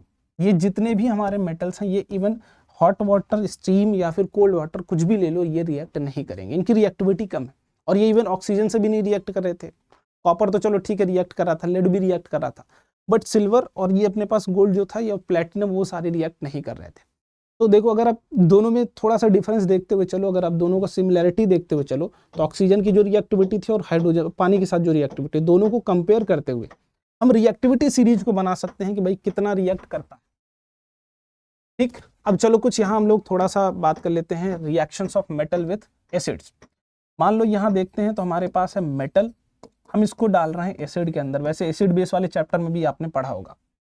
तो यहाँ से जो बनेगा वो क्या बनेगा भाई, सॉल्ट बनेगा प्लस हाइड्रोजन गैस निकल के बाहर आएगी। ठीक, चलो लेकिन इसको थोड़ा सा विजुअलाइज करते हुए चलो एक बार मान लेता हूं कि मेरे पास ये जिंक था, एक कोई मेटल, मैंने यहाँ पर जो एसिड लिया वो था हाइड्रोक्लोरिक एसिड। अब अगर मैं रिएक्शन कराता हूं तो सॉल्ट क्या बन के आएगा, जिंक क्लोराइड बनेगा प्लस हाइड्रोजन गैस आएगी। चलो ये तो बात इतनी समझ में आए कि भाई यही बनेगा, लेकिन रिएक्शन के पैटर्न को अगर आप देखें ध्यान से तो रिएक्शन किस तरीके की है। देखो पहले क्लोरीन जो था वो अटैच था हाइड्रोजन के साथ, लेकिन अब जो क्लोरीन है वो अटैच्ड है जिंक के साथ। तो भाई जिंक आया, इसने अटैक किया और हाइड्रोजन को क्या कर दिया बाहर। तो अगर टाइप ऑफ रिएक्शन देखूं मैं, टाइप ऑफ रिएक्शन की बात करता हूं तो ये रिएक्शन आपको दिख रही होगी डिस्प्लेसमेंट रिएक्शन। कैसी, डिस्प्लेसमेंट रिएक्शन, डिस्प्लेसमेंट रिएक्शन। अब इसी रिएक्शन को ध्यान में रखते हुए रिएक्टिविटी सीरीज अगर आपने पढ़ी होगी तो अब कौन से ऐसे मेटल्स हैं जो भाई एसिड से रिएक्ट करेंगे और नहीं करेंगे, ये हम पता लगा सकते हैं, इस चीज की हम जानकारी ले सकते हैं। देखो अगर आप देखो तो कोई भी मेटल हो, metal have to replace hydrogen. Metal को हटाना किसको है, तो मेटल को हटाना ही हाइड्रोजन को है ना। तो हम दूसरी बात जो यहां से कंक्लूड ये कर सकते हैं कि भाई metal should be higher reactive, highly reactive than hydrogen. जब ये इससे ज्यादा रिएक्टिव होगा या फिर हमारी रिएक्टिविटी सीरीज में सबसे ऊपर आ रहा होगा, तभी ये उस चीज को डिस्प्लेस कर पाएगा और तभी ये रिएक्शन दिखा भी पाएगा। जैसे गोल्ड को अगर डाल दो तो नहीं होगा रिएक्शन। ठीक, गोल्ड के लिए हम अलग सा एक सॉल्यूशन प्रिपेयर करते हैं जिसको बोलते हैं एक्वा रेजिया, HNO3 और HCl। ठीक, 1:3 के रेशियो में होगा। तो यहाँ अगर हम देखें ध्यान से तो वही चीज हम कर पा रहे हैं भाई। एक चलो एक कंक्लूसिव पार्ट आ गया अपने पास। एक जनरल बिहेवियर तो था ही है कि मेटल प्लस एसिड बनेगा तो हाइड्रोजन गैस निकलेगी, और इसके ऊपर एक्टिविटी भी दी गई है कि जिंक आपको किसी भी एसिड में डाल के दे दिया जाएगा और बोला जाएगा कौन सी गैस निकलेगी और उसकी आइडेंटिफिकेशन आप कैसे करोगे, कि आइडेंटिफाई कैसे करोगे। ठीक, तो वो पॉप साउंड के साथ करते हैं, वो हमें पता था। लेकिन यहाँ पर हम देखें तो जो मेन कंक्लूसिव पार्ट इस रिएक्शन का आ रहा है वो क्या रहा है कि metal have to replace hydrogen, hydrogen को ही रिप्लेस करना है। और अगर रिप्लेसमेंट करना है तो मेटल की जो रिएक्टिविटी होनी चाहिए वो हाइड्रोजन से ज्यादा होनी चाहिए, मतलब रिएक्टिविटी सीरीज में हाइड्रोजन से ऊपर लाई करना चाहिए, तभी ये वाली रिएक्शन आपको देखने को मिलेगी। ठीक, चलिए अब इसके ऊपर एक क्वेश्चन थोड़ा सा आपके सामने यहाँ पर है। चलो मैं कुछ होमवर्क पहले यहाँ पर एक दो आपके लिए दे रहा हूँ, उसको आप रिएक्शन बनाते हुए चलना। Ag प्लस HCl, आपको ये बताना है कि यहाँ क्या बनेगा, पहला और दूसरा। ठीक, ये आपके लिए होमवर्क है। दूसरा Fe प्लस H2SO4, ये क्या बनेगा। तीसरा जिंक प्लस H2SO4, इसका क्या बनेगा। और चौथा जो आपके पास है वह है कॉपर प्लस HCl, ये क्या बनेगा। ठीक, आपको ये दो बनाने, सॉरी टोटल 4 हो गए। चलिए अब एक क्वेश्चन जो कि आया हुआ है आपके पास, पिछले आई थिंक सेशन में भी कराया था मैंने, एसिड बेस वाले में भी सेम कॉन्सेप्ट, क्योंकि वहाँ एसिड बेस तो था ही, इसमें भी एसिड बेस इन्वॉल्व है, कि वहाँ पे भी करा था हमने। बट देखो क्वेश्चन क्या है, sodium oxide is amphoteric oxide. बिल्कुल नहीं, अगर हम सोडियम ऑक्साइड की बात कर रहे हैं Na2O, तो ये भैया सिर्फ बेसिक नेचर की है, एसिडिक नेचर की नहीं है। ये सिर्फ बेसिक है, इसका नेचर हमें कहीं से एसिडिक देखने को नहीं मिलता। तो जब दोनों नेचर होता तब ये एम्फोटेरिक होती, लेकिन इसका जो नेचर है वो सिर्फ क्या है, बेसिक। तो ये चलो पहला स्टेटमेंट तो हो गया पूरी तरीके से रॉन्ग। अब दूसरा रीजन जो दिया गया कि metal oxide which react with both acids and as well as base are known as amphoteric oxide. चलो ये तो सही है कि जो भी मेटल के ऑक्साइड्स होंगे अगर वो एसिड और बेस दोनों से रिएक्ट करते हैं तो उन्हें हम एम्फोटेरिक ऑक्साइड्स बोलेंगे। ये तो बात एकदम सही है, यहाँ तक कोई समस्या नहीं, वो स्टेटमेंट भी करेक्ट हो गया। लेकिन पहला स्टेटमेंट हमारा रॉन्ग हो चुका है, तो option number D will be correct for this question. जिसमें असर्शन ही गलत है लेकिन रीजन ट्रू है एम्फोटेरिक ऑक्साइड्स के पीछे का। चलिए अब यहाँ पर एक रिएक्शन आपको बनानी है ऑलमोस्ट ऑल मेटल्स, क्वेश्चंस ये भी है और ये आया हुआ सवाल है। देखो एक एक नंबर में और दो दो नंबर के दो इस तरीके से आए हुए हैं, टोटल 4 नंबर का। Almost all metals combine with oxygen to form metal oxide. ठीक, metal oxide are generally basic in nature but some metal oxides show basic as well as acidic behavior. Different metals show different reactivity towards oxygen. ठीक, ये भी मैंने बताया आपको कि सबकी reactivity और सबकी रेट भी अलग अलग है, कोई धीरे होगा कोई तेज होगा। ठीक, different metal shows different reactivity towards oxygen. Some oxygen react vigorously with some do not react all. कुछ रिएक्ट भी नहीं करते हैं, जैसे गोल्ड हो गया हमारा, प्लेटिनम हो गया, रिएक्ट भी नहीं करते। What happen when copper is heated in air? जैसे अगर हम कॉपर को हीट करते हैं एयर के अंदर तो क्या होने वाला है भाई, बनेगा तो क्या बनेगा, कॉपर ऑक्साइड, और ये जो कलर है इसका क्या होगा, ब्लैक कलर होगा। ठीक, ये बर्न नहीं करता बट उसके ऊपर ऑक्साइड की लेयर जरूर बन जाती। गिव द इक्वेशन, हमने इक्वेशन दे दिया, ये बर्न नहीं करेगा, यहाँ लिखोगे बर्न नहीं होगा बट वो अपने ऊपर लेयर जरूर बना लेगा ब्लैक कलर की, जो कि कॉपर ऑक्साइड होगा। ठीक, दूसरा, why are some metal oxide categories as amphoteric, क्योंकि ये रिएक्ट दोनों से करते हैं, एसिड के साथ भी रिएक्टिविटी शो करते हैं और बेस के साथ भी रिएक्टिविटी देते हैं। एग्जाम्पल कौन कौन से, एग्जाम्पल मैं 2 दे सकता हूँ आपको, Al2O3 का भी दे सकता हूँ, /ZnO का भी दे सकता हूँ, दोनों हो गए अपने पास। ठीक, अब तीसरी चीज, हमें रिएक्शन को कंप्लीट करना है, तो हमें पता है कि ये भाई बहुत विगरसली रिएक्ट करता है, सोडियम है, देखते हुए हैं ये जब भी बनेगा पहले मेटल का ऑक्साइड तो है ही, पानी में घुलेगा तो बेस बना लेगा NaOH प्लस H2 अपनी क्या हो जाएगी, बाहर निकल जाएगी। ठीक, चलो अच्छा ये है तो H2 नहीं निकलेगी, ये बना लेगा NaOH पूरी तरीके से। अब अगला जो अपने पास यहाँ पर ये, अच्छा ये बनेगा पानी और ये बेस बन जाएगा। ठीक, अब अपने पास क्या भाई, एल्यूमिनियम ऑक्साइड। अब देखो ये है तो मेटल की ऑक्साइड, हमने देखा कि मेटल की ऑक्साइड, लेकिन इसके पास दोनों प्रॉपर्टी है, ये एसिडिक भी कैरेक्टर शो कर सकता है और बेसिक कैरेक्टर भी शो कर सकता है, दोनों शो कर सकता है। तो हमें देखना है कि भाई ये किससे रिएक्ट हो रहा है, तो हम देखें तो ये एक बेस से रिएक्ट कर रहा है, तो यहाँ अब इनकी कौन सी प्रॉपर्टी एक्टिवेट होगी, एसिडिक प्रॉपर्टी एक्टिवेट होगी, और प्रोडक्ट क्या बन के आएगा, तो भाई एसिड अगर बेस से रिएक्ट कर रहा है तो सॉल्ट बनेगा और क्या बनेगा, पानी बनेगा एसिड और बेस से, तो ये बनेगा NaAlO2 सोडियम एल्यूमिनेट प्लस यहाँ पर क्या बनेगा, तो पानी बनेगा। नाम इनका याद कर लो, सोडियम एल्यूमिनेट। ठीक, नाम के साथ चीजें लिखने की आदत थोड़ी से बनाते हुए चलो, कि जितने भी एलिमेंट्स तुम लिख रहे हो, जितने भी कंपाउंड्स लिख रहे हो, उनकी दोनों चीजें लिखो, सिंबॉलिक इक्वेशन भी लिखो, वर्ड इक्वेशन भी लिखो। ठीक है, चलो तो ये 2 नंबर की चीजें यहाँ आपकी हो गई, सी वाला पार्ट, 1 नंबर ये, 1 नंबर ये, तीनों चीजें। 1 नंबर बहुत ज्यादा चीजें लिखने की जरूरत नहीं थी आपको। अब चलो एक रिएक्टिविटी यहाँ पर है भाई, एक एक्टिविटी आपके सामने दिख रही होगी पीछे, चलो इनको भी थोड़ा सा समझते हुए चलो और इसको भी अच्छे तरीके से लिखते हुए चलो। तो पहला अपने पास क्लीन कॉपर वायर है एंड आयरन नेल है, तो कॉपर वायर, अच्छा copper wire in a solution of iron sulphate. ठीक, मान लो अगर अपने पास है and the iron nails in the solution of copper sulphate test tube. 2 reaction है मान लो अपने पास, पहला जो रिएक्शन हम करा रहे हैं कि कॉपर को हम डाल रहे हैं आयरन सल्फेट के सॉल्यूशन में। ठीक, फिर क्या होगा, और जो दूसरा रिएक्शन हम करा रहे हैं कि आयरन को हम डाल रहे हैं कॉपर सल्फेट के सॉल्यूशन में। ठीक, देखो पहले की अगर हम बात करें तो मान लो अगर यहाँ रिएक्शन होनी है तो भाई टाइप देख के तो ये समझ में आ रहा है कि एक कंपाउंड है, एक सिंगल एलिमेंट, तो डिस्प्लेसमेंट रिएक्शन वाला कॉन्सेप्ट। तो अगर ये रिएक्शन होनी है तो कॉपर जो हमारा है वो रिएक्शन में स्ट्रांग हो किससे, आयरन से, रिएक्शन में स्ट्रांग हो आयरन से, या फिर अगर इस रिएक्शन को होनी है तो ये इससे किससे स्ट्रांग हो, कॉपर से। मतलब यहाँ आयरन अगर स्ट्रांग होगा कॉपर से तब ये रिएक्शन होगी, और यहाँ अगर कॉपर ज़्यादा स्ट्रांग होगा आयरन से तब ये वाली रिएक्शन होगी। लेकिन ऐसा होता नहीं है, तो भाई copper is not capable to replace iron, तो रिएक्शन क्या हो जाएगी, नो रिएक्शन। जो रिएक्शन का प्रोडक्ट होगा वो क्या बनेगा, कोई भी रिएक्शन नहीं देखने को मिलेगी। बट यहाँ अगर हम देखें तो हाँ भाई ये चीज है कि जो हमारा आयरन है उसकी reactivity in comparison to copper ज्यादा है। इट मींस उसके पास कैपेबिलिटी है कि वो कॉपर को उसके सॉल्यूशन से, उसी के सॉल्यूशन से निकाल सके। तो यहाँ अगर हम देखें तो ये कॉपर का सॉल्यूशन अगर आप देखोगे तो ब्लू वाइट्रियोल भी हम उसको बोलते हैं, कॉपर सल्फेट .5H2O। जिसका कलर क्या है, ब्लू है भी। हमने आयरन नेल को इसमें डाला। अब जैसे ही डालोगे रिएक्शन कौन सी होगी, तो डिस्प्लेसमेंट रिएक्शन बनेगा। क्या फाइनली, तो ये बनेगा आयरन सल्फेट प्लस क्या बनेगा, कॉपर। अब देखो जहां आयरन था वहां कौन आ जाएगा, कॉपर आ जाएगा। तो जो हमारी आयरन की नेल थी उसके ऊपर कॉपर की लेयर आ जाएगी। जो हमारी आयरन की नेल थी उसके ऊपर क्या आ जाएगी, कॉपर की लेयर। कॉपर की लेयर बनने लगेगी धीरे धीरे।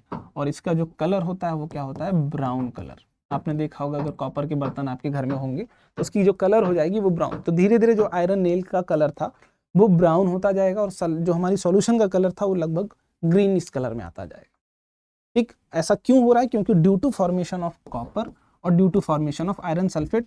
और अगर रिएक्शन की बात करें तो ये कौन सी रिएक्शन हो रही है, तो this reaction is displacement reaction. ये कैसी रिएक्शन है, डिस्प्लेसमेंट रिएक्शन। ठीक है, चलिए आगे देखते हैं। अब जनरली अगर हम गोल्ड जैसे मेटल की बात करें जो अनरिएक्टिव मेटल है, सॉरी गोल्ड की अगर हम बात करें, जनरली जो अनरिएक्टिव मेटल्स हैं अगर इनकी रिएक्टिविटी की आप बात कर रहे हो तो ये नॉर्मली एसिड से रिएक्ट नहीं करते। लेकिन इनकी रिएक्टिविटी अगर हमें करानी है तो उसके लिए एक सोल्यूशन प्रिपेयर करना पड़ेगा जो स्ट्रॉन्ग ऑक्सीडाइजिंग एजेंट होता है हमारे पास HNO3 प्लस HCl का सॉल्यूशन करना पड़ेगा। तो बेसिकली ये काम है इनका भाई, बेसिक एसिडिक मीडियम प्रोवाइड करना। तो ये 1 रेशियो में हो, तो ये 1:3 के रेशियो में अगर है, चलो इसको थोड़ा सा इस तरीके से लिखता हूं। तो अगर हम इनकी रिएक्टिविटी होनी है तो HNO3 प्लस HCl, तो जो इनकी रेशियो प्रेजेंट हो वो 1:3 के फॉर्मेट में अगर प्रेजेंट होंगे तो ये रिएक्शन होगी, तभी ये डिसॉल्व करेंगे, तभी जो हमारा अनरिएक्टिव मेटल्स होंगे वो डिसॉल्व होगा इसमें। ठीक, एक्वारेजिया जो नाम इस हम सॉल्यूशन का रखते हैं वो क्या रखते हैं, एक्वारेजिया या रॉयल वाटर भी इसको कहते हैं, या फिर इसको हम रॉयल वाटर भी कहते हैं। ठीक, जो किस काम आता है, तो इट डिसॉल्व्स अनरिएक्टिव मेटल्स। जितने भी अनरिएक्टिव मेटल्स होंगे उनको डिसॉल्व करने का काम करता है। ठीक है भाई, देखो इस freshly prepared mixtures of the concentrated hydrochloric acid and nitric acid in the ratio of 3:1 it can, देखो मैंने वहां जस्ट रिवर्स लिखा हुआ है, ये HNO3:HCl का है। ठीक है, ये हटा दो, यहाँ रेशियो लिख दो। ठीक, HNO3 नाइट्रिक एसिड और HCl का, तो वो 1:3, वहां 3:1 किसका दिया है, हाइड्रोक्लोरिक एसिड और नाइट्रिक एसिड का, तो वो उल्टा लिखा गया, तो उस चीज में कंफ्यूज मत होना। ठीक है, ये क्या है, स्ट्रॉन्ग ऑक्सीडाइजिंग एजेंट है और ये सिर्फ एसिडिक मीडियम का काम करेगा। एसिडिक मीडियम, तो याद करने के लिए याद रख लो कि मीडियम ऑब्वियसली भाई अगर आप काम कर रहे हो, मान लो इस कमरे में हो, कमरा बड़ा होना चाहिए, ये मीडियम बड़ा होना चाहिए, तो मीडियम ज्यादा होगा, और जो काम कर रहा होगा ऑब्वियसली इन स्मॉल मैनर में प्रेजेंट होगा। ठीक, it can dissolve gold even though neither of acids can do alone. Aquaresia is highly corrosive. मान लो अगर हम इस चीज का रिएक्शन अगर अकेले में कराते हैं, जैसे अगर गोल्ड की रिएक्शन सिर्फ HNO3 से कराइए या फिर गोल्ड की रिएक्शन सिर्फ आप HCl से कराइए, तो यहाँ जो रिएक्शन मिलेगी वो सिर्फ आपको एक ही मिलने वाली है, विच इज नो रिएक्शन, कोई भी रिएक्शन नहीं मिलेगी। लेकिन जब इनकी हम एक फ्रेशली सॉल्यूशन प्रिपेयर करें जो 1:3 में हो, तब ये रिएक्शन में इन्वॉल्व होंगे और पार्टिसिपेट करके रिएक्ट कर जाएंगे, डिसॉल्व कर जाएंगे। ठीक, चलिए अब रिएक्टिविटी सीरीज आपके सामने है। अगर हम रिएक्शंस की बात करें तो हमने देखा था कि सबसे ज्यादा था पोटेशियम, जो ऑक्सीजन से भी रिएक्ट कर रहा था और जो पानी से भी रिएक्ट कर रहा था। तो हमारी जो रिएक्टिविटी सीरीज बन के आई है ना, on the basis of reactivity, on the basis of reaction किसके किसके साथ, भैया जो भी हमारा मेटल है, जो भी, अभी चलो इसको पोटेशियम नहीं, इसको मेटल की तरह ट्रीट करो, कि जो भी मेरा मेटल है वो मेटल ऑक्सीजन और पानी के साथ किस तरीके के रिएक्शन दे रहा है और उसकी रेट ऑफ रिएक्शन क्या है, उनको ध्यान में रखते हुए हमने ये चार्ट प्रिपेयर करा हुआ है। तो सबसे पहले अगर देखोगे तो पोटेशियम अपने पास, सोडियम है, कैल्शियम होगा, मैग्नीशियम होगा, एल्यूमिनियम होगा, जिंक होगा, आयरन होगा, लेड होगा। ठीक है, फिर आ जाएगा अपने पास हाइड्रोजन। अब हमने देखा था अभी कुछ देर पहले कि हाइड्रोजन की रिप्लेसमेंट की बात करते हैं, इसके ऊपर जितने भी मेटल्स हैं, ये जितने भी मेटल्स हैं ये क्या है, हायर रिएक्टिविटी वाले, हायर रिएक्टिविटी। जैसे जैसे हम नीचे से ऊपर आएंगे उनकी रिएक्टिविटी की जो रेट होगी, जो ऑर्डर होगी, बढ़ती जाती है। इट मींस वो स्ट्रॉन्गर मेटल हम बोल सकते हैं उनको, स्ट्रॉन्गर मेटल, जिनकी रिएक्टिविटी टुवर्ड्स ऑक्सीजन और पानी क्या होगी, ज़्यादा होने वाली। और जब ऊपर से आप नीचे की तरफ जाओगे तो लेसर रिएक्टिविटी क्या होगी, लेसर रिएक्टिविटी होगी। इट मीन्स अगर मैं दो किसी भी मेटल की बात करता हूँ, मान लो मेरे पास एक बार मैग्नीशियम एक बार जिंक है, तो magnesium is more stronger, more capable to displace zinc. जब क्यों, क्योंकि ये रिएक्टिविटी सीरीज में ऊपर आ रहा है, क्योंकि हम जो रिएक्टिविटी सीरीज बनाए हैं इसी तरीके से बनाए कि ऊपर सबसे ज़्यादा रिएक्टिव मेटल्स हों, हाईली रिएक्टिव मेटल्स हों, हाईली रिएक्टिव जो सबसे तेजी से दोनों से रिएक्ट करें, जबकि नीचे जैसे जैसे आओगे वो थोड़े से वीकर होते जाएंगे, उनकी जो टेंडेंसी वो घटती चली जाएगी। तो इसको भी थोड़ा दिमाग में रखते हुए, याद करते हुए आगे बढ़ना है हमें, ठीक है। चलिए अब एक क्वेश्चन इसके ऊपर करिए फटाफट से। क्वेश्चन क्या है भाई, the colour of aqueous solution of copper sulphate turns colourless when the piece of lead is added. देखो पहले आप रिएक्शन को बनाओ, ये क्या अपने पास लेड, कॉपर सल्फेट था, क्या कॉपर सल्फेट, CuSO4, जैसे रिएक्शन हुई होगी, अब देखो होनी तो डिस्प्लेसमेंट रिएक्शन ही, तो लेड ने रिप्लेस करना है किसको, कॉपर को। तो इट मीन्स जो हमारा लेड होना चाहिए वो कॉपर से ज्यादा होना चाहिए, और लेड कॉपर से ज्यादा होता भी है क्योंकि हाइड्रोजन के ऊपर लाई करता है, जबकि कॉपर हाइड्रोजन के जस्ट नीचे लाई करता है। अगर हम देखें तो यहाँ है कॉपर, लेड कहाँ है, यहाँ। तो अगर जो ऊपर होगा, जिसकी दोनों की रिलेटिव पोजीशन की बात करो, दोनों की रिलेटिव पोजीशन देखो, कॉपर नीचे है, लेड ऊपर, इट मीन्स जो हमारा लेड होगा वो क्या होगा, स्ट्रॉन्गर होगा कॉपर से, वो कैपेबिलिटी रखता है कि वो रिप्लेस कर सके। तो यहाँ रिएक्शन होगी और क्या होगी, डिस्प्लेसमेंट रिएक्शन होगी। तो जो हमारा कॉपर है वो ऐसा ही रह जाएगा, जबकि लेड क्या करेगा, सल्फेट के साथ रिएक्ट करके खुद का सॉल्यूशन प्रिपेयर करेगा। तो ये पहले ब्लूइश कलर का सॉल्यूशन था, अब ये कलरलेस हो गया क्योंकि यहाँ लेड सल्फेट की फॉर्मेशन हो गई, कॉपर वहां से निकल चुका है पूरी तरीके से, ठीक। तो लेड इज मोर रिएक्टिव, हम बोल सकते हैं बिल्कुल ये वाला भी स्टेटमेंट सही है। क्यों, रीजन क्या है उसका भाई, lead is more reactive than copper, hence displace copper from its salt solution. बिल्कुल दोनों सही है, सर्सन भी सही है और उसका रीजन भी प्रॉपर तरीके से करेक्ट एक्सप्लेनेशन प्रोवाइड कर पा रहा है। तो ऑप्शन नंबर ए आपके सामने सही हो जाएगा, ठीक है। अब चलो एक बेसिक सा और इससे आसान सवाल तो आई डोंट थिंक बोर्ड में आएगा भी आपके पास, कि डायरेक्ट रिएक्टिविटी सीरीज को ही यहाँ फ्रेम कर दो, डायरेक्ट रिएक्टिविटी सीरीज को। ऑप्शन नंबर कमेंट में आपको बताना है कि कौन सा ऑप्शन करेक्ट है और कौन सा ऑप्शन रॉन्ग होने वाला है, ठीक है भाई। थोड़ा और स्पीड अप करते हुए चलते हैं। अब देखो reaction of metals and non metals की बात करते हैं। तो सबसे पहले अगर मैं मेटल की बात करता हूँ, सबसे पहले मैं मेटल्स की बात करता हूँ। अगर आप मेटल को देखोगे तो जनरल इलेक्ट्रॉनिक कन्फिग्रेशन जो होगा इनका, जनरल इलेक्ट्रॉनिक कन्फिग्रेशन 9th में पढ़ा होगा थोड़ा बहुत, इलेक्ट्रॉनिक कन्फिग्रेशन जो होगा, कन्फिग्रेशन आप देखोगे इनका, अगर आउटर मोस्ट सेल आप देखो, आउटर मोस्ट सेल अगर आप इनको देखते हो ना, तो उसमें या तो कितने, या तो 1 इलेक्ट्रॉन मिलेगा कभी, या 2 मिलेगा, या 3 मिलेगा, यही इनकी जनरल मिल सकती है। जैसे एग्जांपल देखो, एग्जांपल अगर हम देखें, मान लेते हैं पहला हमने लिया है सोडियम, चलो सोडियम का इलेक्ट्रॉनिक कन्फिग्रेशन कर लो, 2 8 और ये 1, कितना मिला, 1 मिला। दूसरा मान लो मैग्नीशियम ले लो, जस्ट कंटिन्यूअस मैनर वाले ले लो, तो ये 2 8 और ये कितना मिला, 2 मिला। तीसरा ले लो, चलो एल्यूमिनियम को ले लो, एल्यूमिनियम को अगर लेते हैं तो 2 8 और ये 3 मिला, तो आउटर मोस्ट में कितना मिला, 3। तो जब हम आउटर मोस्ट सेल की बात करते हैं, जब हम आउटर मोस्ट सेल की बात करते हैं मेटल्स के लिए, तो उसमें जनरली 1 या 2 या 3 इलेक्ट्रॉन्स ही आपको मिलेंगे। अब हमने ऑक्टेट रूल भी पढ़ा था कि अगर किसी भी किसी भी एलिमेंट को स्टेबल कॉन्फ़िगरेशन अचीव करना है, स्टेबल बनना है, और हर चीज अपने आप में जो केमिकल रिएक्टिविटी हो रही है, जितनी भी रिएक्शंस हो रही हैं, वो सब कुछ इसीलिए हो रही है ताकि उसके जो भी एलिमेंट्स है, कंपाउंड्स है, वो स्टेबल हो सके। और स्टेबिलिटी अगर किसी चीज को अचीव करनी है तो जो उसके आउटर मोस्ट सेल होगा, जो उसका आउटर मोस्ट सेल होगा, उसमें कितने इलेक्ट्रॉन्स हो जाने चाहिए, तो 8 इलेक्ट्रॉन्स हो जाने चाहिए टू बी स्टेबल। कितना होने, स्टेबल। और जब हम इन मेटल्स की बात करेंगे तो मेटल्स भाई यहाँ अगर हमें 8 इलेक्ट्रॉन करना है इस आउटर मोस्ट में, इसमें 7 ऐड करना पड़ेगा, इसमें 6 ऐड करना पड़ेगा। और एडिशन की बात करते हैं तो इसमें कितने, 5 इलेक्ट्रॉन्स को ऐड करना पड़ेगा। बट एडिशन करना आसान है, 2 चीजें भाई, या तो आप 7 इलेक्ट्रॉन ऐड करिए, या तो मैं बोलूँ कि मैं इस 1 इलेक्ट्रॉन को बाहर निकाल दूँ।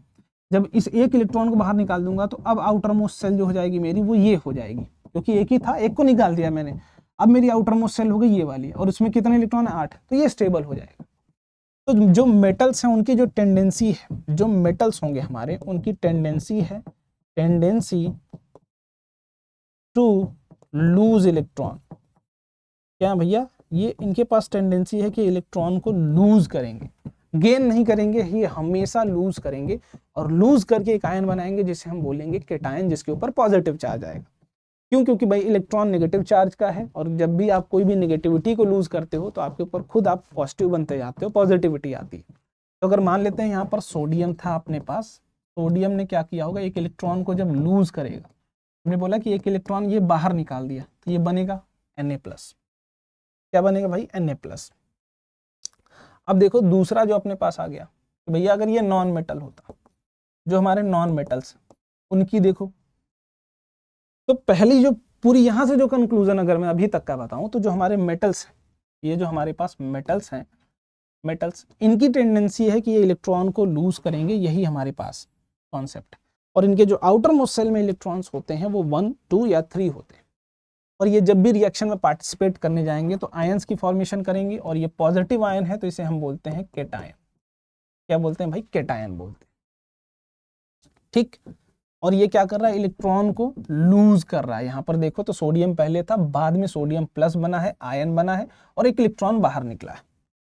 अब यहाँ पर अपने पास आया क्या? Non metal. तो अगर हम इनके जनरल इलेक्ट्रॉनिक कन्फिग्रेशन की बात करें, आउटर मोस्ट सेल की बात करें, आउटर मोस्ट सेल की अगर आप बात करो, तो इसमें लगभग कभी आपको 5 इलेक्ट्रॉन मिलेगा, कभी 6 मिलेगा, कभी 7 मिलेगा, ये मिलेंगे, 8 भी मिल सकते हैं। ठीक, तो जनरल जो हमारे पास रिएक्टिविटी के लिए मिलेगा वो ये 3 मिलेंगे। अब मान लेता हूं, एग्जांपल ले लेता हूं अपने पास, कुछ क्लोरीन का एग्जांपल ले लो, 2, 8, 7, या फिर ऑक्सीजन का एग्जांपल ले लो, 2, 6। तो अगर आप देखो तो इनका जो आउटर मोस्ट शेल अभी है वो कितना, एक में 7 है, एक में 6 है। अब मान लीजिए मुझे इनकी रिएक्टिविटी होनी है, और ये रिएक्शन इसीलिए कर रहे हैं क्योंकि इन्हें स्टेबल होना है, तो इट मींस ऑक्टेट रूल को फॉलो करना पड़ेगा।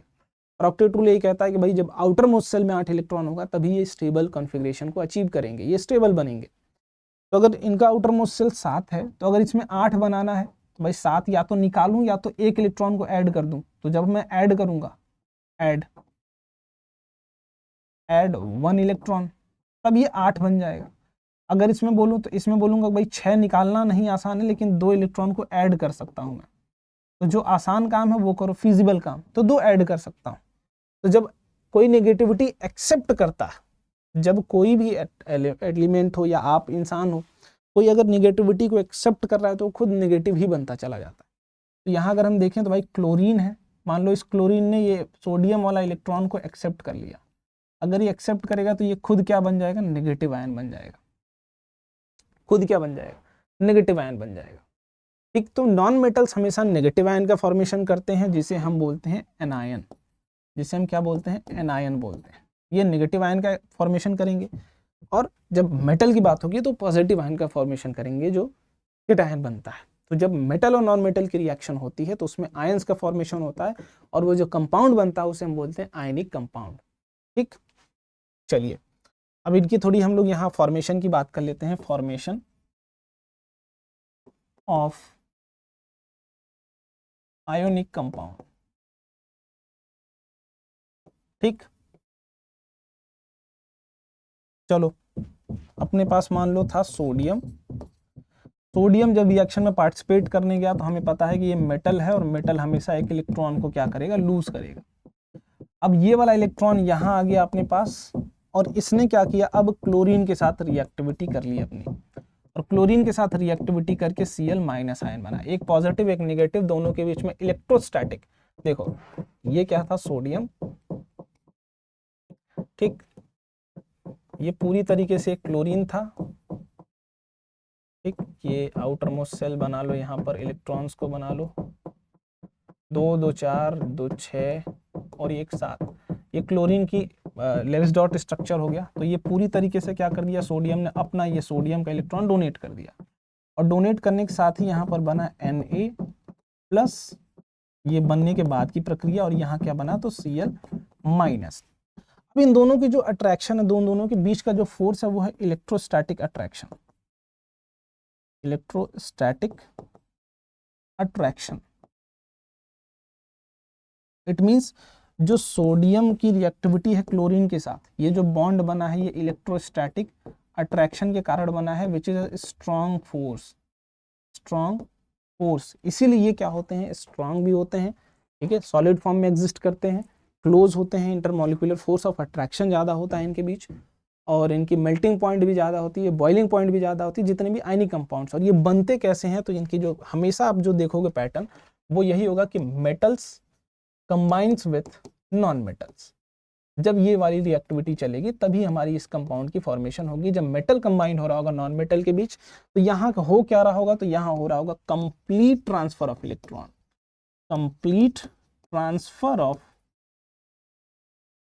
ऑफ इलेक्ट्रॉन दोनों के बीच में, मेटल और नॉन मेटल के बीच में। सोडियम ने कंप्लीटली इस इलेक्ट्रॉन को देखो डोनेट कर दिया, और उसको कंप्लीटली एक्सेप्ट किसने कर लिया, क्लोरीन ने। तो सोडियम ने बनाया कैटायन और इन्होंने बनाया एनायन, और इन दोनों के बीच में electrostatic attraction, force of attraction आ गया, जिसकी वजह से बहुत स्ट्रांग फोर्स है, और इनकी हाई डेंसिटी भी बनाएगी, और हाई मेल्टिंग पॉइंट और हाई बॉइलिंग पॉइंट वाले कंपाउंड्स ये बन के आते हैं। तो इनकी कुछ प्रॉपर्टी की बात करते हैं फटाफट से और आगे बढ़ते हुए चलते हैं। फिजिकल प्रॉपर्टी की बात करिए तो ionic compounds are solid, are somewhat hard because of strong force of attraction between the positive and negative ions. These compounds are generally brittle and break into pieces when pressure is applied. एक दूसरी property, melting and boiling point बहुत ज्यादा होता है, और इसके ऊपर NCERT में एक चार्ट है, एनसीईआरटी में एक चार्ट है, एक बार उसको आप जरूर देख लीजिएगा, एक चार्ट आपको मिल जाएगा, ठीक। Ionic compound है high melting point and boiling point, this is because consider amount of energy is required, क्योंकि एक अच्छी अमाउंट ऑफ एनर्जी चाहिए वो आयनिक जो फोर्स ऑफ अट्रैक्शन उसको ब्रेक करने के लिए। ड्यू टू दैट सॉल्युबिलिटी, अब ये पानी में तो घुल जाते हैं, लेकिन जितने भी ऑर्गेनिक सॉल्वेंट्स होंगे, जो कार्बन कंटेनिंग सॉल्वेंट्स होंगे, उसमें नहीं घुलेंगे। जैसे अपने पास केरोसिन हो गया, पेट्रोल हो गया, उसमें नहीं घुलेंगे, क्योंकि ये पानी में घुल जाएंगे, और पानी में घुलने के बाद आयंस में टूट जाएंगे। आयंस जो एक पॉजिटिव आयन होगा, एक नेगेटिव आयन होगा, और यही आयंस हैं रिस्पॉन्सिबल होते हैं, क्योंकि करंट की कंडक्टिविटी के लिए चार्ज चाहिए, रिस्पॉन्सिबिलिटी लेते हैं किसकी, conduction of electricity, conduction of electricity. कि जब आप पानी में आयंस, किसी भी आयनिक कंपाउंड को डालोगे अगर सॉलिड स्टेट में, तो वो इलेक्ट्रिसिटी को कंडक्ट नहीं करेगा, लेकिन जैसे ही अगर पानी में डालोगे वो आयंस में टूट जाएगा, एक पॉजिटिव चार्ज, एक नेगेटिव चार्ज, और चार्ज ही तो रिस्पॉन्सिबल होते हैं कंडक्शन ऑफ करंट के लिए। करंट की बेसिक डेफिनेशन ये फ्लो ऑफ चार्ज, तो चार्ज है सॉल्यूशन में, वो फ्लो कर सकता है, तो कंडक्ट कर सकता है इलेक्ट्रिसिटी को। तो जब आयनिक कंपाउंड्स पानी में होंगे और पानी में घुलने के बाद वो आयंस में टूटते हैं, जब भी आयनिक कंपाउंड्स को पानी में डालेंगे तो पानी में जाने के बाद आयंस में टूट जाएंगे, जिस आयन से वो बने थे, ठीक। जैसे मेटल का पॉजिटिव आयन बन रहा होगा, नॉन मेटल वाला नेगेटिव आयन बन रहा होगा, तो वो दोनों अब रिस्पॉन्सिबल है कंडक्शन ऑफ इलेक्ट्रिसिटी के लिए। तो ionic compounds conduction of electricity भी करते हैं, इसमें पानी में। बट अगर सॉलिड स्टेट की बात करें तो उस केस में वो आयंस में नहीं टूटे होंगे, तो वो जब आयंस में नहीं टूटे होंगे, चार्ज कैरियर्स है ही नहीं, तो वहाँ इलेक्ट्रिसिटी की कंडक्शन भी नहीं होगी, ठीक। चलो अगला, तो conduction of electricity, the conduction of electricity through solution involves the movement of charge particles, the solution of ionic compounds in water in contains ions, the movement of opposite electrodes when electricity is passed, ठीक है। तो overall वही conclusion, molten state में भी वो conduct करेंगे क्योंकि liquid state में होंगे। अब चलो यहाँ एक क्वेश्चन देखो किस तरीके से फ्रेम हुआ और किस तरीके से आया गया, जो मैं चीजें बताया हूँ उसी पर आपको डिट्टो कॉन्सेप्ट में यहाँ पर चीजें मिलेंगी। The number of electrons in the outermost shell of the atoms of non metal can be, अगर कोई अपने पास मेटल होता या नॉन मेटल होता, नॉन मेटल, देखो दोनों जब रिवाइज करोगे तो दोनों एक ही साथ रिवीजन भी होता चलेगा तुम्हारा। मेटल होता तो आउटर मोस्ट सेल में 1 या 2 या 3 होता, नॉन मेटल है तो इसमें या तो 5 होगा या तो 6 होगा या 7 होगा या 8 भी हो सकता है, ठीक, हो सकता है ऐसा कुछ। तो 5 6 7 वाला ये वाला मिल रहा है, ये वाला मिल जा रहा है हमें, ठीक। The number of electrons in the outermost shell of the atom of a non metal can be, ये वाला पहला दूसरा ये हो नहीं सकता, ये भी नहीं हो सकता, 5 6 8 8 वाला भी नहीं हो सकता, ये वाला हटा दो, ठीक, सी वाला ऑप्शन। अब देखो यहाँ कुछ क्वेश्चन, ये भी देखो 4 वाला, 4 नंबर में टोटल कितने नंबर में पूछा गया, 4 में। The melting point and boiling point of some ionic compounds are given, आप देख सकते हो बहुत ज्यादा है, केल्विन में 1-1000 तक है, बहुत ज्यादा है, ठीक। यही वाला चार्ट आपको एनसीईआरटी में मिल जाएगा। These compounds are termed as ionic compound because they are formed by the transfer of electrons from the metals to non-metal. The electron transfer in such compound is controlled by the electronic configuration of the elements involved. Every element tend to attain completely filled valence shell of, ठीक है, ये तो चलो basic बातें हो गई. So the electron transformation in the magnesium chloride, चलो magnesium chloride बना लो. मैग्नीशियम का इलेक्ट्रॉनिक कन्फिग्रेशन 2, 8 और 2, मतलब ये 2 इलेक्ट्रॉन लूज करेगा. और क्लोरीन का भाई 2, 8 और 7, ये एक्सेप्ट एक ही करेंगे, मतलब एक मैग्नीशियम के साथ 2 क्लोरीन लगने चाहिए, है ना, क्योंकि ये 2 इलेक्ट्रॉन डोनेट करेगा, एक्सेप्ट एक ही कर रहा है, तो मैं 2 क्लोरीन लेता हूं. तो मान लो ये मैग्नीशियम है, तो इसका एक इलेक्ट्रॉन यहाँ रखो और एक इलेक्ट्रॉन मान लो यहाँ रखो, तो मैं एक क्लोरीन यहाँ रखता हूँ. ये क्लोरीन का इलेक्ट्रॉन, ये क्लोरीन का, तो इनको दिखा दो कि ये यहाँ जा रहे हैं, और यहाँ दिखा दो ये 6 और ये के 7, तो ये यहाँ आ रहे हैं, तो ये बन गया इनका. तो जो बनेगा वो क्या बनेगा, Mg2+ और 2Cl-, ये बनेगा टोटल. ठीक, ये हो गया structure. List 2 properties of ionic compound then their high melting point. लिख दो भाई, आयनिक कंपाउंड्स पानी में डिसॉल्व होंगे जबकि ऑर्गेनिक सॉल्वेंट्स में नहीं डिसॉल्व होंगे, और कंडक्शन ऑफ इलेक्ट्रिसिटी को भी दिखाते हैं. ठीक, अगला, while forming ionic compound sodium chloride, how does sodium atom is stable configuration. तो ये चीज अभी हमने कुछ देर पहले देखा कि वो सोडियम आयन बनाएगा, due to that electron donate करेगा, और उसकी आयन जो आउटर मोस्ट इलेक्ट्रॉनिक कन्फिग्रेशन अगर आप देखोगे तो आउटर मोस्ट सेल में 8 इलेक्ट्रॉन्स हो जाएंगे, तो वो स्टेबल हो जाएगा. अगला, why ionic compounds in the solid state not conduct electricity due to absence of ions. बस इतना रीजन, और ये आयंस तभी बनाएंगे जब पानी में घुलेंगे. What happens to the cathode when electricity is passed through the aqueous solution of sodium chloride. देखो, मान लो ये अपने पास क्या है, पानी, इसमें एक कैथोड है, एक मेटल का रॉड है, और ये बैटरी के पॉजिटिव टर्मिनल से कनेक्टेड है, ये पॉजिटिव, ये नेगेटिव. यहाँ एक मेटल का रॉड यहाँ पर है जो नेगेटिव से, तो जो नेगेटिव से कनेक्टेड है इसको हम बोलेंगे कैथोड, और जो पॉजिटिव से कनेक्टेड इसको बोलेंगे एनोड. तो जो हमारा एनोड है ये पॉजिटिवली चार्ज्ड है, ये पॉजिटिवली चार्ज्ड है पूरी तरीके से, जो कैथोड है हमारा वो नेगेटिवली चार्ज्ड है. अब जैसे यहाँ हमने सॉल्यूशन देखा तो ये ब्राइन था, मतलब पानी में, और जब NaCl को आप पानी में डालोगे, इन H2O, इन पानी जैसे ही आप डालोगे तो ये आयंस में ब्रेक हो जाएगा. आयन कौन कौन से होंगे, तो Na+ एक होगा, एक Cl- होगा. ठीक, ऐसा कुछ. अपने पास और भी इसमें आयंस होंगे, H+ होगा और OH-. ये 2 पॉजिटिव आयन होंगे और 2 नेगेटिव आयन होंगे पानी में. ठीक है, पानी इटसेल्फ H+ + OH. तो यहाँ एक H+ आयन है, एक Cl- आयन है, एक Na+ आयन है, और एक OH का माइनस आयन है. अब देखो, सेम नेचर का चार्ज हमेशा रिपेल होता है और अपोजिट नेचर का अट्रैक्ट होता है. तो ये पॉजिटिव नेचर इससे अट्रैक्ट होगा, ये नेगेटिव नेचर इससे अट्रैक्ट होगा. ठीक, तो अगर हम सोडियम की बात करें तो सोडियम क्या करेगा, हमेशा इलेक्ट्रॉन को लूज करेगा, Na+, ये बनाएगा. क्लोरीन क्या कर रहा है, एक्सेप्ट करेगा, क्लोरीन क्या करेगा, माइनस का. ठीक, तो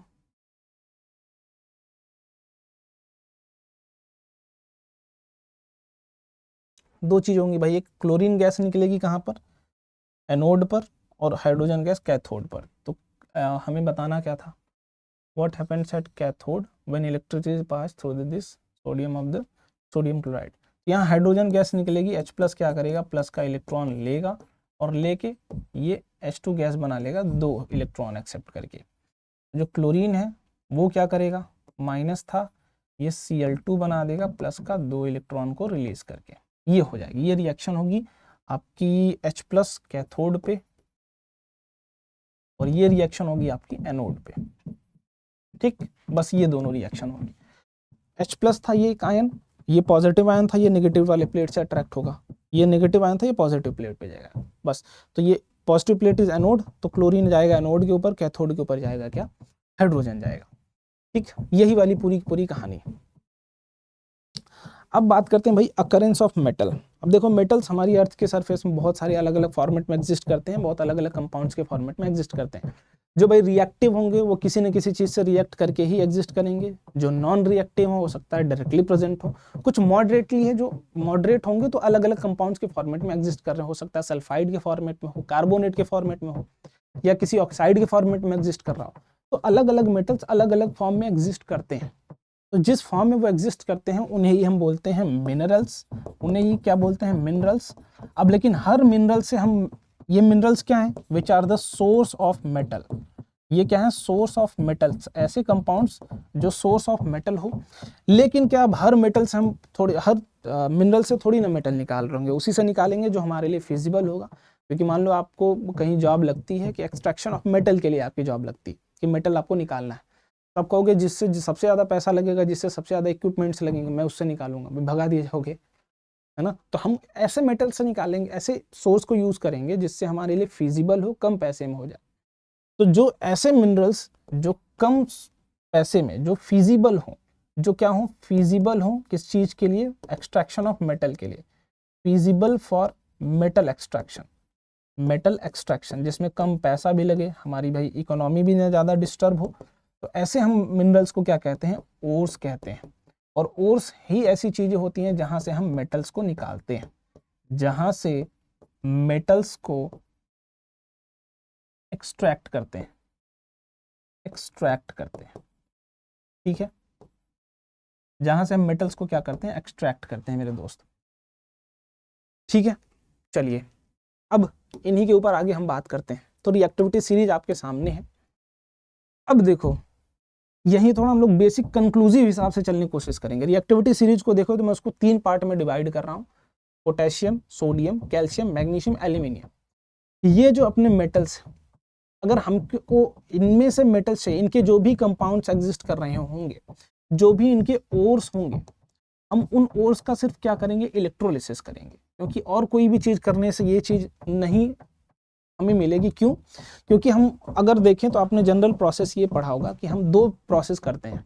पहले तो हम हमारे सिलेबस से कट चुका है कि हम फिजिकल इम्प्योरिटीज़ को जिसको निकालते हैं, जैसे सैंड हो गया, पत्थर, स्टोन्स के छोटे छोटे टुकड़े हो गए, जब आप ओर्स निकालते हो तो उसमें सैंड है, लोहे के कुछ पार्टिकल्स होंगे, कुछ स्टोन्स होंगे, है ना, कुछ बहुत अलग अलग पार्टिकल्स होंगे। उनको निकालने की जो प्रोसेस होती थी, जिनको हम गैंग बोलते थे, बेसिकली जो इम्प्योरिटीज़ हैं, अलग अलग जो फिजिकल इम्प्योरिटीज़ हैं उनको हम गैंग बोलते थे। उनकी जो सेपरेशन का प्रोसेस है वो तो हमारे सिलेबस से बाहर हो चुका है। उनको निकालने के बाद अब हम आगे क्या करते थे कि हम देखते थे भाई कंपाउंड किस चीज़ का है, सल्फर का कंपाउंड है या कार्बोनेट का कंपाउंड है या किस तरीके का कंपाउंड है। तो उनका बेसिक कंक्लूजन था कि हम कैसा भी कंपाउंड उसको पहले ऑक्साइड में कन्वर्ट करिए, फिर ऑक्साइड अगर है तो उसका रिडक्शन करा दोगे तो काम हो जाएगा। और रिडक्शन के लिए हम यूज़ किसको करते हैं, तो कार्बन को यूज़ करते हैं। लेकिन अगर आप इनकी रिएक्टिविटी को देखो तो ये कार्बन से ऊपर आते हैं। तो रिडक्शन डिस्प्लेसमेंट रिएक्शन के लिए, जैसे अगर एग्जांपल देता हूं मैं, मान लेता हूं अपने पास यहाँ था ZnO प्लस, अगर हम कार्बन से रिएक्टिविटी कराते हैं तो ये बन जाता था जिंक प्लस यहाँ पर ये बन जाता था CO। तो ये कार्बन स्ट्रॉन्गर था जिंक से, तभी ये किसकी तरह काम कर पाता था, ये रिड्यूसिंग एजेंट की तरह काम करता है। इसकी तरह काम करता है, रिड्यूसिंग एजेंट की तरह काम करता है। लेकिन जब हम हायर रिएक्टिव मेटल की बात कर रहे हैं तो वहां वो डिस्प्लेस किसको कर रहा है, जिंक को।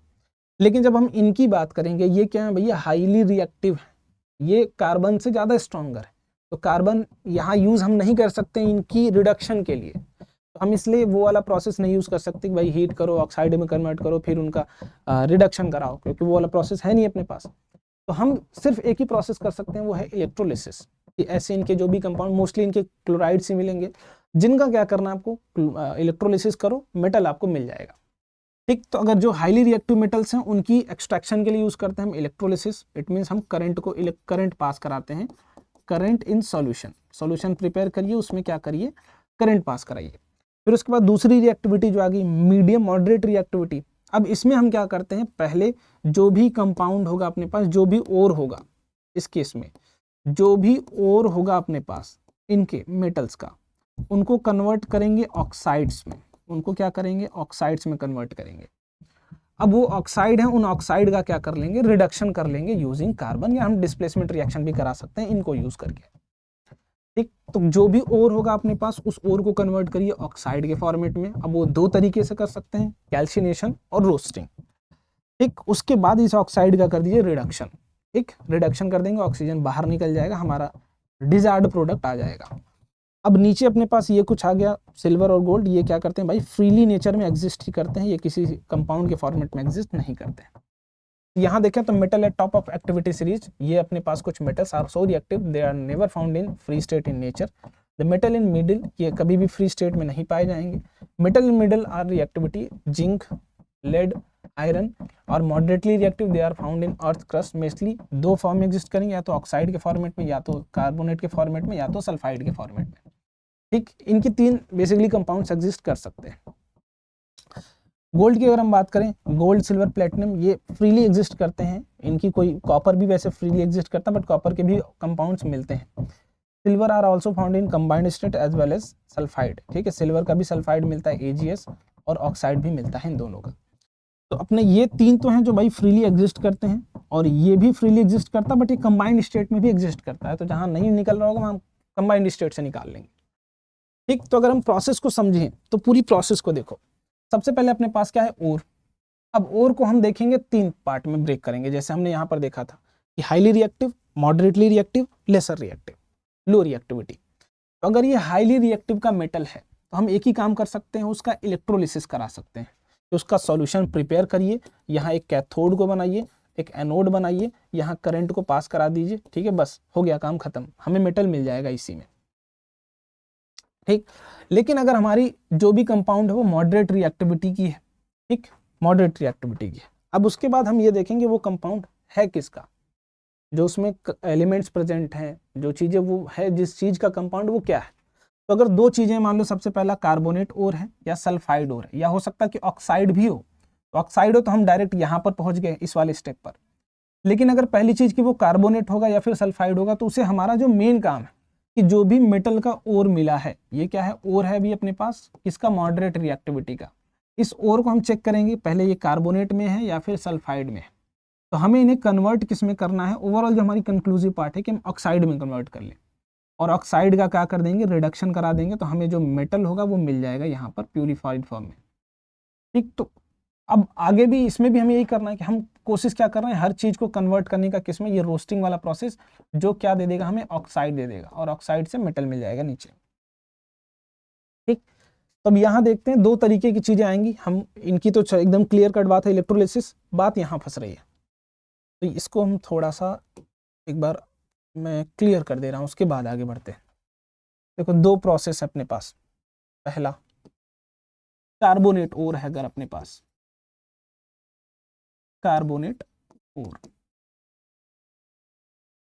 तो एग्जांपल ले लेता हूं मैं, मान लो कोई मेटल है, उसका ये कार्बोनेट है, हमें इसको कन्वर्ट करना है किसमें, मेटल के ऑक्साइड में, ऑक्साइड। ठीक है भाई, तो अगर हम देखें, और दूसरा ये क्या है, सल्फाइड ओर। ठीक, ये दूसरा है सल्फाइड ओर। मान लो ये कोई मेटल है, उसके पास सल्फर है, इसको हमें कन्वर्ट करना है मेटल के ऑक्साइड में। तो अगर आप एक बात बताइए, मैं आपसे एक छोटा सवाल पूछता हूँ, मान लो मुझे इसको कन्वर्ट करना है, तो क्या कंपाउंड में ऑक्सीजन था, क्योंकि हमें उस कंपाउंड का ऑक्साइड ही बनाना, ऑक्सीजन में ही कन्वर्ट करना है, तो क्या इसमें पहले से ही ऑक्सीजन था, हाँ था।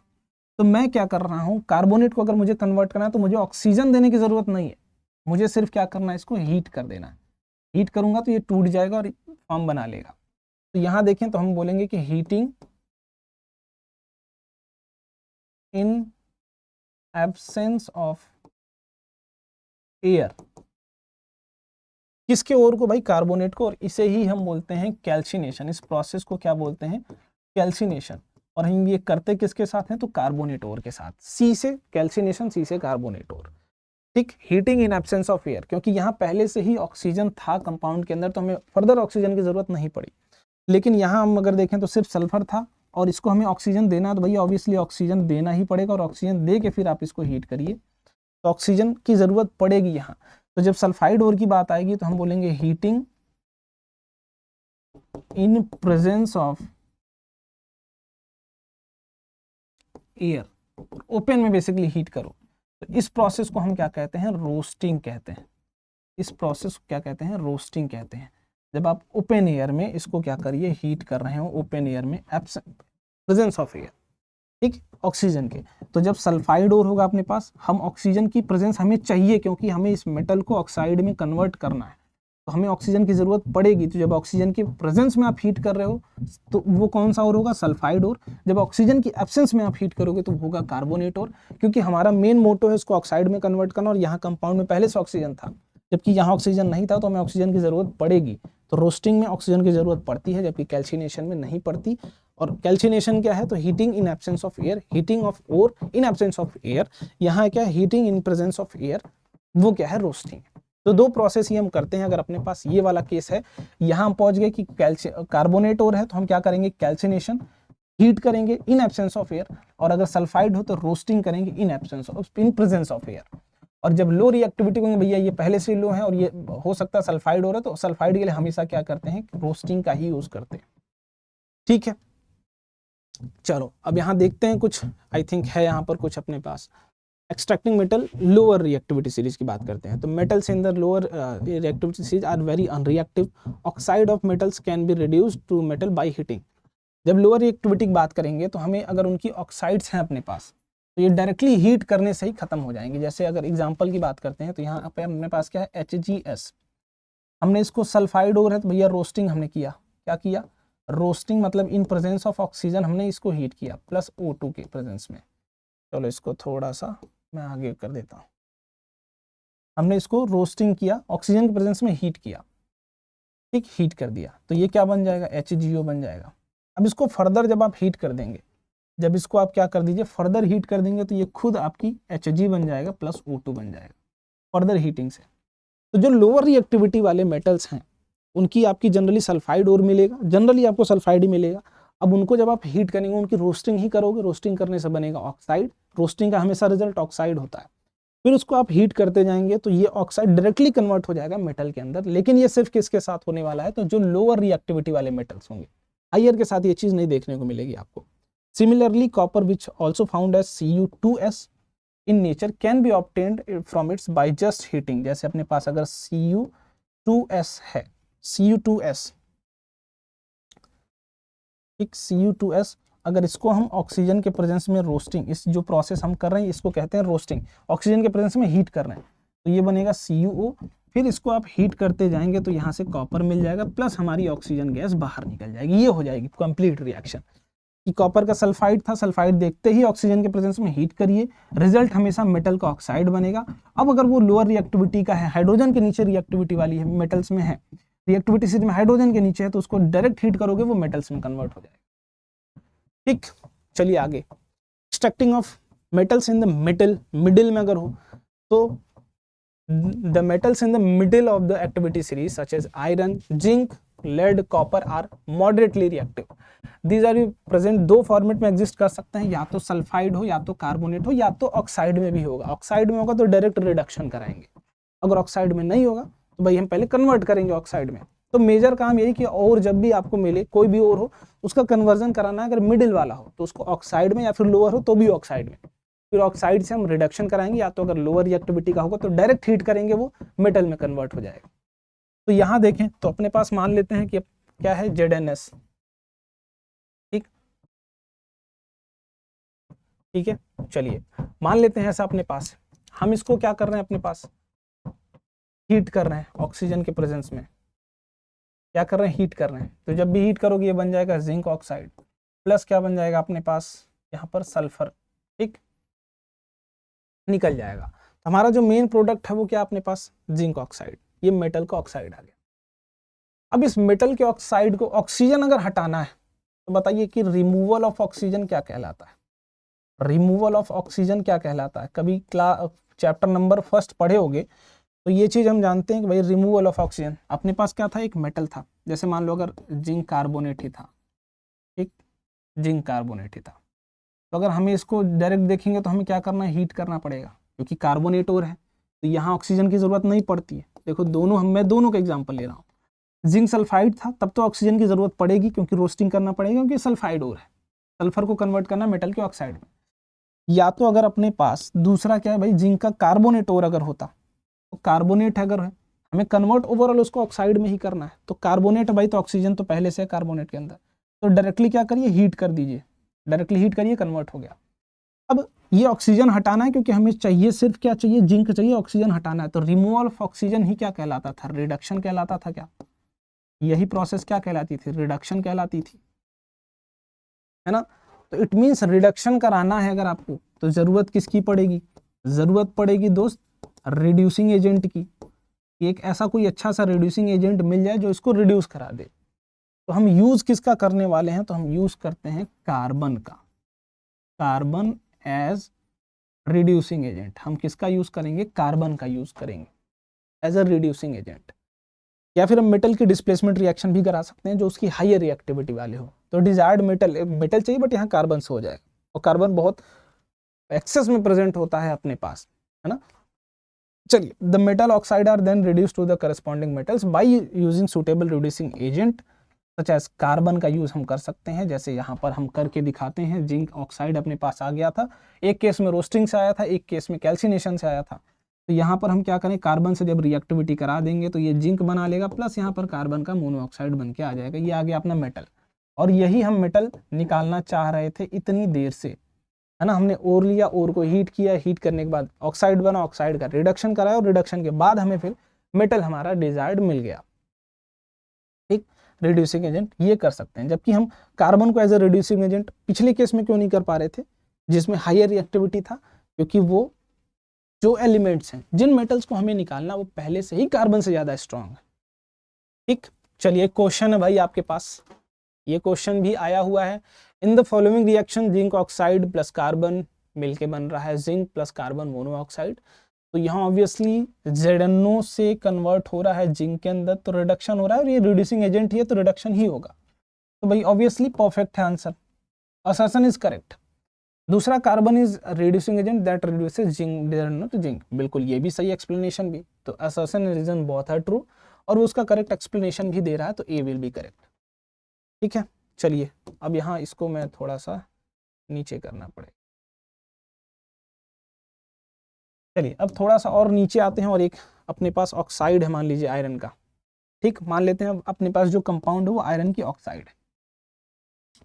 Beside using carbon coke to reduce metal, sometimes displacement reaction भी काम आ सकती है। मैं बताया अभी कि हम हायर कोई भी ऐसे मेटल का यूज कर सकते हैं जो उस मेटल से ज्यादा रिएक्टिव हो, तो हम डिस्प्लेसमेंट से भी, जैसे हमें ऑब्वियसली जो मेटल चाहिए हम उसी के लिए काम कर रहे हैं, बाकी हम कोई भी मेटल यूज करके उसका कंपाउंड बना के अलग से निकाल के रख लेंगे। ठीक, तो हो सकता है भाई reactive metal such as sodium का यूज कर सकते हैं, कैल्शियम का यूज कर सकते हैं, एल्यूमिनियम का कर सकते हैं, रिड्यूसिंग एजेंट की तरह हम इनको यूज कर सकते हैं। ठीक, इसी का रिएक्शन हमारे पास आता है जिसको हम बोलते हैं थर्माइट रिएक्शन, जो थर्माइट वेल्डिंग के काम आता है। जो रेलवे की पटरी अगर आप देखोगे तो थर्माइट रिएक्शन वहाँ वेल्डिंग के लिए काम आता है।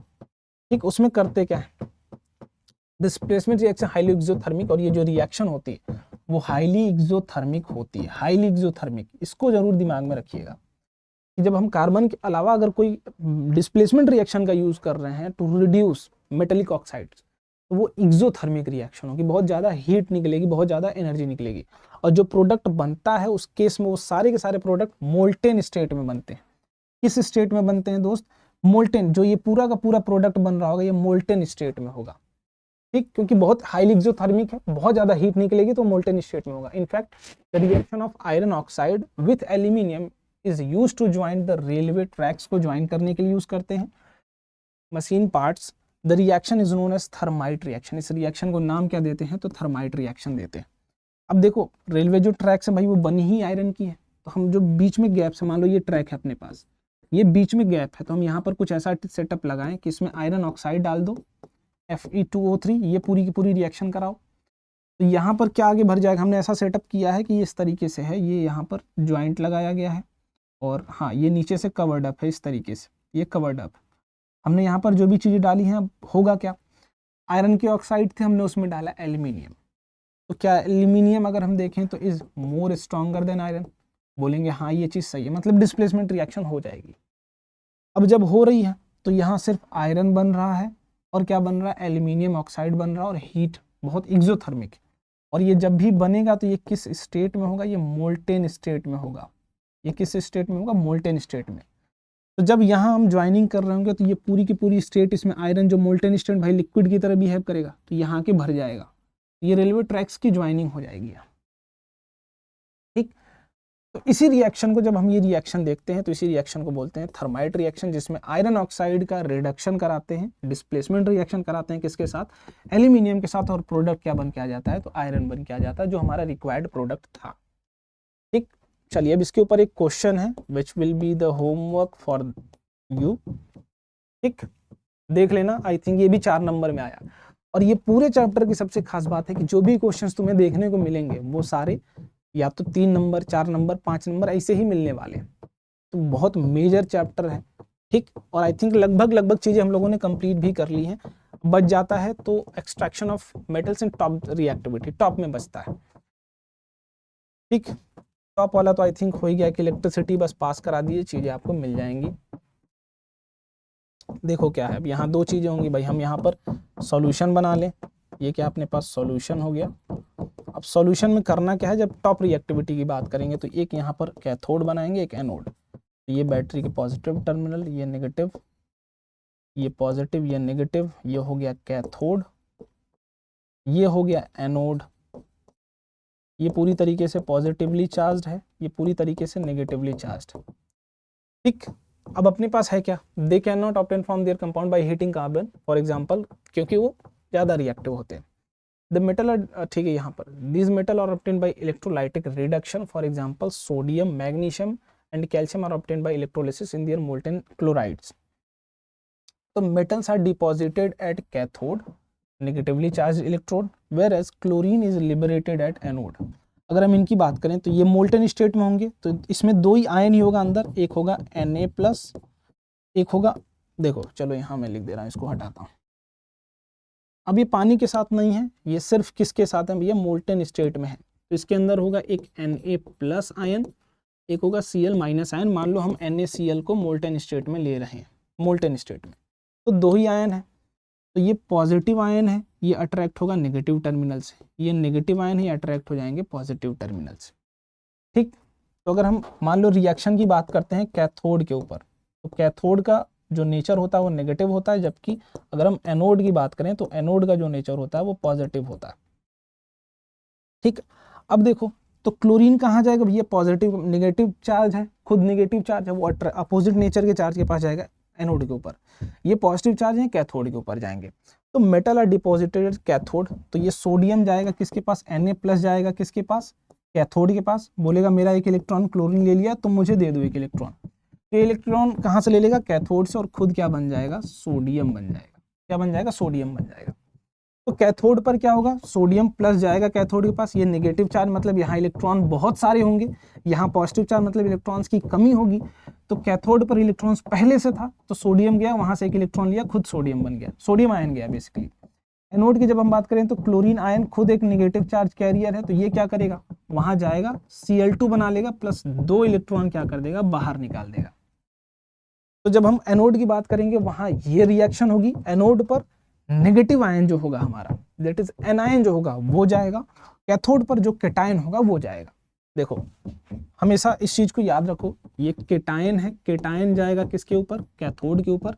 ये क्या है, एनायन है, तो एनायन कहाँ जाएगा, एनोड के ऊपर। बस इतना दिमाग में रखो। और एनायन हमेशा इलेक्ट्रॉन इनके पास एक्सेस में था, Cl था पहले, एक इलेक्ट्रॉन एक्सेप्ट किया तभी तो Cl- बना, जो एक्सेप्ट किया उसको लूज कर देगा। और ये डायटोमिक गैस होती है तो Cl2 के फॉर्मेट में एग्जिस्ट करेगी। और ये था सोडियम आयन, एक इलेक्ट्रॉन के एक्सेप्ट करके क्या बन गया, सोडियम बन गया। तो ये खुद मेटल डिपॉजिट हो जाएगा, मेटल डिपॉजिटेड, ये तो मेटल के फॉर्मेट में होगा, लेकिन यहां से जो निकलेगी वो क्लोरीन गैस निकल रही होगी इसके ऊपर, ठीक। चलो अब एक क्वेश्चन ये है आपके सामने, देखिए, why can not carbon to obtain sodium. हमें पता है क्योंकि sodium is more stronger than carbon, इसलिए हम नहीं यूज कर सकते, ठीक। और एनोड और कैथोड वाला भी हमने जस्ट एग्जांपल लिया। चलिए अब रिफाइनिंग ऑफ मेटल की बात कर लेते हैं। The metal produced by various reduction process described by above are not very pure, बहुत प्योर नहीं होंगे, कुछ छोटी बहुत इंप्योरिटीज होंगी। They contain impurities which must be removed to obtain pure metals. The most widely use method for impure is electrolytic refining. अब ये कैसे करते हैं उसकी बात करते हैं। उसके लिए भी सेम काम करेंगे। मान लो जो भी हमारा मेटल है, हमने अभी तक जो एक्सट्रैक्ट किया ये इम्प्योर फॉर्मेट में है, पूरी तरीके से इम्प्योर फॉर्मेट में। तो इसके लिए इलेक्ट्रोलाइटिक रिफाइनिंग करेंगे, जो लास्ट प्रोसेस है पूरी। अभी तक हमने जितना किया, ओर लिया, ओर का कैल्सिनेशन किया, रोस्टिंग किया, उसके बाद उसको रिडक्शन करा, रिडक्शन के बाद मेटल मिला। अब वो जो मेटल मिला वो पूरी तरीके से अभी प्योर नहीं है, तो उसका जो लास्ट प्रोसेस है वो रिफाइनिंग ऑफ मेटल, जिसमें हम क्या करते हैं, इलेक्ट्रोलाइटिक रिफाइनिंग करते हैं। इट मीन्स एक सेटअप बनाएंगे जिसमें जो मेटल ले रहा हूं, मान लो इम्प्योर मेटल था ये, तो हमारे पास सेटअप कैसा होगा उसको समझो। ये जिस मेटल को हमें करना है, मान लो अपने पास जो मेटल है वो कौन सा है, कॉपर। कौन सा भैया, ये कॉपर का मेटल, ठीक, ये कॉपर का इम्प्योर मेटल है जो हमारे अभी पास हो सकता है रिडक्शन से आया हो या फिर किसी भी तरीके से आया, ठीक है। वैसे तो ये डायरेक्टली हीटिंग से आया होगा। अब ये इम्प्योर, इसमें कुछ इम्प्योरिटीज हैं जो कि बहुत अलग हैं, केमिकल इम्प्योरिटीज नहीं हो सकती। हम जो भी इम्प्योर मेटल होगा ना, अभी सॉल्यूशन में दो चीजें होंगी भैया, एक तो अपने पास यहाँ दिख रहा है कि एक कैथोड है, एक यहाँ पर दिख रहा है कि एनोड है। तो दो है, जो बैटरी पॉजिटिव टर्मिनल से कनेक्टेड होगा वो एनोड, जो नेगेटिव से वो कैथोड। तो हमें दो चीजें लेनी है, एक तो ये इम्प्योर मेटल लेना और ऐसा ही एक प्योर मेटल लेके आना है। कॉपर का ही एक क्या लेके आना है, प्योर मेटल। थोड़ा सा जरूरत पड़ेगा, बहुत ज्यादा नहीं, थिन भी होगा तो चल जाएगा, प्योर मेटल। अब जो हमारा इम्प्योर मेटल है ना, इसको हम क्या करेंगे, इसको बनाएंगे, इसको यूज करेंगे, दोनों को हम प्लेट्स की तरह यूज करेंगे, एक को कैथोड एक को एनोड। तो जो इम्प्योर होगा उसको यूज करते हैं हम एज अ एनोड, उसको क्या यूज करते हैं, एज अ एनोड यूज करते हैं। और जो हम प्योर टुकड़ा लेके आए हैं पहले से, उसको यूज करेंगे एज अ कैथोड, उसको यूज करेंगे कैथोड, ठीक। हमारा ये चीज आई थी किस चीज के बाद, रिडक्शन के बाद। रिडक्शन के बाद हमने बहुत पहले हीट किया था, हीट करके ऑक्साइड बनाया था मेटल को, मेटल को ऑक्साइड के बाद रोस्टिंग के बाद ऑक्साइड, ऑक्साइड के बाद रिडक्शन, रिडक्शन के बाद ये मेटल था, और ये अभी भी इम्प्योर है, पूरी तरीके से प्योर नहीं है। तो जो लास्ट प्रोसेस है वो इलेक्ट्रोलाइटिक रिफाइनिंग, मतलब इम्प्योर मेटल को प्योर मेटल में कन्वर्ट करना। तो हम एक स्ट्रिप लेंगे लोहे की, जो पूरा टुकड़ा होगा उसको बनाएंगे इम्प्योर मेटल का, और एक प्योर मेटल की थोड़ी सी स्ट्रिप आपको चाहिए जिसको हम कैथोड की तरह यूज करेंगे। इट मीन्स इसको नेगेटिव टर्मिनल बैटरी का उस मेटल के जोड़ेंगे और यहाँ पॉजिटिव टर्मिनल को। अब इसके बाद जो तीसरी जो सबसे जरूरी चीज है कि जो हमारा सॉल्यूशन होगा, भाई सॉल्यूशन होगा, सॉल्यूशंस में आयंस होंगे तभी तो वो क्या करेगा, सॉल्यूशंस में आयंस होंगे तभी तो वो कंडक्ट करेगा इलेक्ट्रिसिटी को। तो जो हमारा सॉल्यूशन होगा जिसमें हम इस रॉड को, इस कैथोड के सेटअप को डालेंगे, ये सॉल्यूशन भी क्या होना चाहिए, कॉपर की किसी सॉल्ट का होना चाहिए। सॉल्यूशन ऑफ कॉपर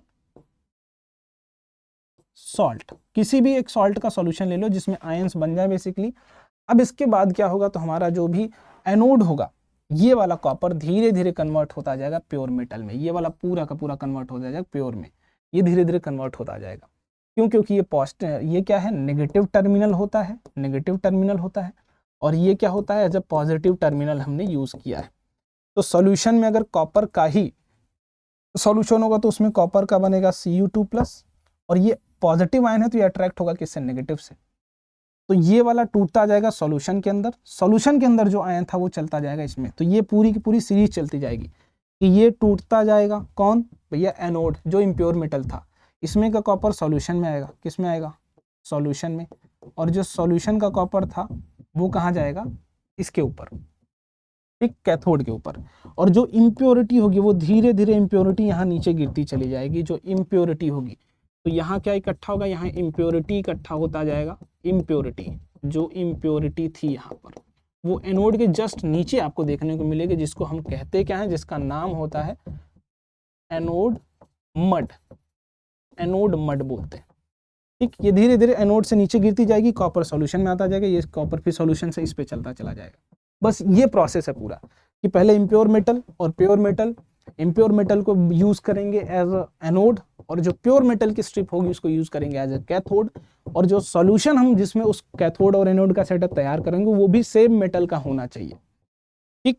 अब उसके बाद जैसे आपने इलेक्ट्रिसिटी कंडक्ट कराई तो जो उसमें पॉजिटिव आयन, जो मेटल का पॉजिटिव आयन होगा वो अट्रैक्ट होगा टुवर्ड्स द कैथोड, क्योंकि वो नेगेटिव चार्ज प्लेट्स होता है, और वो वहां जाके इलेक्ट्रॉन को गेन करेगा। गेन करने के बाद क्या बनेगा, इलेक्ट्रॉन को गेन करेगा, ये बनेगा, मान लो Cu2+ था, ये गया किसके पास, कैथोड के ऊपर, 2 इलेक्ट्रॉन को इसने एक्सेप्ट किया और खुद क्या बन गया, तो कॉपर का मेटल बन गया। तो जो हमारा कैथोड है उसके ऊपर मेटल क्या होता जाएगा, डिपॉजिट होता जाएगा, डिपॉजिट, यहाँ पर क्या होता जाएगा, मेटल डिपॉजिट होता जाएगा। धीरे धीरे इसके ऊपर कॉपर आके इकट्ठा होता जाएगा और ये टूटता जाएगा। और हम देखें तो ये एनोड है, इसके नीचे आपको दिख रहा होगा कि जो इम्प्योरिटीज हैं जिसे हम एनोड मड कहते हैं वो धीरे धीरे इकट्ठा हो चुकी है। ठीक, तो ये लगभग हम इसको यूज कर सकते हैं और इस तरीके से पूरी की पूरी प्रोसेस है। और यहाँ तक कुछ एक और आपके सामने क्वेश्चन है रोस्टिंग और कैल्सिनेशन के ऊपर, जिसको बहुत अच्छे तरीके से हम लोगों ने पढ़ा हुआ है। ठीक है भाई, चलिए अब लास्ट टॉपिक जो है कोरोजन वाला। अब इसको देखो, अपने पास मेटल, सबसे पहले सिल्वर की बात करते हैं। तो सिल्वर क्या करता है, जो हमारी हाइड्रोजन सल्फाइड प्रेजेंस होती है किसके अंदर, एटमॉस्फेयर के अंदर, उससे रिएक्ट करके AgS बनाता है, जो कि किस कलर का होता है, ब्लैक कलर का होता है। जो हम सिल्वर घर में पहनते हैं वो सल्फर से रिएक्ट करके ये प्रोडक्ट बनता है। कोरोजन पहले भी पढ़ा है तो इसलिए हम थोड़ा सा फास्टली चल रहे हैं। दूसरा बना कॉपर। तो कॉपर क्या करता है भैया, H2O plus CO2 plus oxygen के प्रेजेंट, इतनी सारी चीज़ों से जब कम्बिनेशन बनेगा तो रिएक्ट करके बनाता है Cu ये, और ये CuOH का whole twice, basic copper carbonate. ये बेस है, ये कॉपर कार्बोनेट है। और ये किस कलर का बन के आता है, तो ये कलर बन के आता है ग्रीन। अगर आप देखेंगे तो यहाँ ऑक्सीडेशन रिएक्शन ही है। तो कोरोजन क्या है, बेसिकली ऑक्सीडेशन रिएक्शन हम बोल सकते हैं इसको, ऑक्सीडेशन रिएक्शन ही बोल सकते हैं। ठीक, ऑक्सीडेशन रिएक्शन, जिसमें पहले में अपना कोरोजन किसका हो रहा था, सिल्वर का, जो किससे रिएक्ट कर रहा था, हाइड्रोजन सल्फाइड से, और सिल्वर सल्फाइड की फॉर्मेशन कर रहा था, जो ब्लैक कलर की हो जाती है, बन जाती है। और दूसरा जो था अपने पास कॉपर, जो किन किन एलिमेंट से रिएक्ट करता है भाई, जिसके लिए रिएक्शन की कंडीशन चाहिए, पानी चाहिए, कार्बन डाइऑक्साइड चाहिए और ऑक्सीजन चाहिए। इतनी सारी चीजों से रिएक्ट करने के बाद जो प्रोडक्ट देता है कॉपर कार्बोनेट और कॉपर हाइड्रोक्साइड, जिसको हम बोलते हैं बेसिक कॉपर कार्बोनेट। बेसिक क्यों, क्योंकि भैया कॉपर हाइड्रोक्साइड बन गया, which is a base. Iron, अब अगला चीज आ गया भैया आयरन। तो आयरन की भी रस्टिंग के लिए कुछ कंडीशन चाहिए। आयरन की जब रस्टिंग कराएंगे तो यहाँ मॉइस्चर होना चाहिए, पानी जिसको हम बोलेंगे मॉइस्चर, और मॉइस्चर के प्रेजेंस में ही ये किससे रिएक्ट करेगा, ऑक्सीजन से, और फिर क्या बनेगा, तो यहाँ बनेगा Fe2O3 का कुछ H2O यहाँ पर उससे अटैच होगा। तो जब भी आयरन की अगर कोरोजन की बात कर रहे हो तो हमें दो चीज़ों की ज़रूरत है। अगर दोनों में से एक भी एब्सेंस हुआ तो वहाँ पर कोरोजन नहीं होगा, जिसमें सबसे पहली चीज़ क्या है भाई, कि वहाँ ऑक्सीजन की ज़रूरत है, ऑक्सीडेशन रिएक्शन है तो ऑक्सीजन की ज़रूरत पड़ेगी, और दूसरा मॉइस्चर की ज़रूरत पड़ेगी। अगर मॉइस्चर नहीं है तब भी रिएक्शन नहीं होगी। ठीक, तो उसी पर बेस्ड यहाँ आपके पास एक एक्टिविटी दी गई है। देखो, अगर आयरन को कोरोजन होना है तो ऑक्सीजन की भी ज़रूरत पड़ेगी और साथ ही साथ मॉइस्चर की भी ज़रूरत पड़ेगी, मॉइस्चर की भी ज़रूरत पड़ेगी, इट मीन्स H2O की भी ज़रूरत पड़ेगी। अगर दोनों में से कोई एक मिसिंग है, एनी वन इज मिसिंग, अगर कोई एक मिसिंग है तो यहाँ पर नो कोरोजन रिजल्ट आएगा। जो रिजल्ट आएगा वो क्या आएगा, नो कोरोजन का आएगा। तो अगर हम देखें यहाँ पर 3 केस दिए गए हैं आपको। सबसे पहला भाई एयर भी है, मतलब एयर है तो उसमें क्या होगा, O2 होगा, और पानी भी है तो कोरोजन तो होगा भैया। कि 2 चीजें चाहिए थी, एक पानी चाहिए था, एक ऑक्सीजन चाहिए था, और दोनों अवेलेबल है। अब इसके बाद दूसरे की बात करें तो यहाँ पर नीचे देखो लिखा गया boiled distilled water boiled to remove dissolve air. It means यहाँ ऑक्सीजन नहीं है। मतलब अगर बी की बात करें तो यहाँ नो O2, ऑक्सीजन नहीं है। जबकि हम अभी भी आयरन नेल को कहाँ रखे हैं, वाटर के अंदर ही रखें, लेकिन वाटर को पहले गर्म किया गया और ऊपर से फिर लेयर ऑफ ऑयल डाल दी गई ताकि ऑक्सीजन फिर से आके डिजॉल्व ना हो सके। ठीक, तो यहाँ चलो पानी तो है, इसमें कोई समस्या नहीं, H2O तो है, लेकिन ऑक्सीजन नहीं है। तो क्या क्राइटेरिया फुलफिल हो पा रहा है कोरोजन वाला, नहीं हो पा रहा है भाई। दोनों चीजों की रिक्वायरमेंट है। मतलब बी में नो कोरोजन, पहले में अगर हम देखें तो भैया यस कोरोजन होगा, कोरोजन होगा। इसमें क्या होगा, तो इसमें नो होगा। इसमें यस लिख लो, इसमें नो। अब यहाँ देखें तो हमने यहाँ पर डाला हुआ है कैल्शियम क्लोराइड, जो है एक ड्राइंग एजेंट। और कैल्शियम क्लोराइड का काम क्या है उसको यहाँ पर बताता हूँ आपको। कैल्शियम क्लोराइड विच एब्जॉर्ब्स मॉइस्चर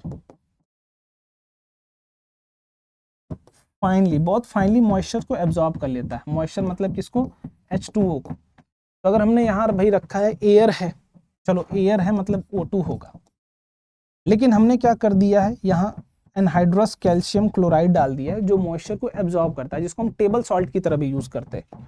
किसकी तरह यूज करते हैं हम इसको, टेबल सॉल्ट की तरह भी यूज करते हैं।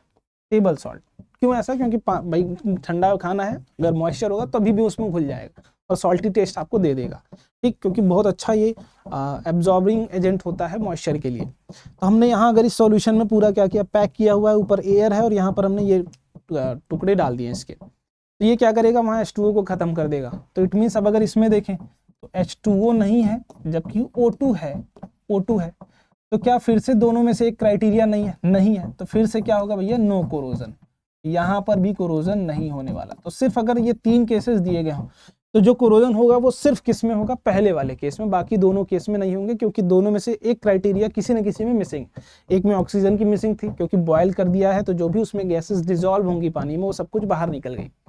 लेकिन दूसरे वाले केस में हमने क्या डाल दिया, ड्राइंग एजेंट, जो मॉइस्चर को क्या करके रखा है, एब्जॉर्ब करके रख रहा है, ठीक। चलो आगे, प्रिवेंशन ऑफ कोरोजन, भाई अगर आयरन की बात करें तो पेंट कर दो, ग्रीस लगा दो, है ना, ये काम कर लो। लेकिन एक तरीका और है जिसे हम बोलते हैं गैल्वेनाइजिंग। बेसिकली हम इसमें करते क्या है, तो कोटिंग ऑफ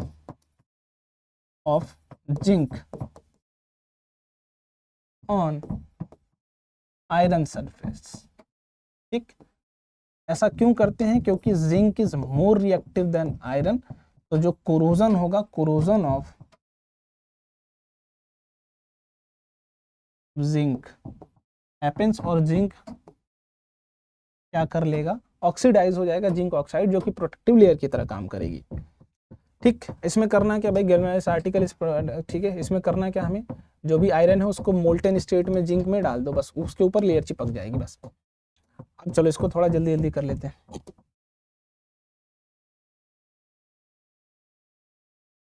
अगली जो चीज आती है भाई, या तो हम क्या करें, मेटल को एलॉय बना दे, तो एलॉय क्या, alloy is a homogeneous mixture of 2 और मोर मेटल्स और a metal and a non metal, या तो मेटल मेटल का हो या तो मेटल एंड नॉन मेटल का हो।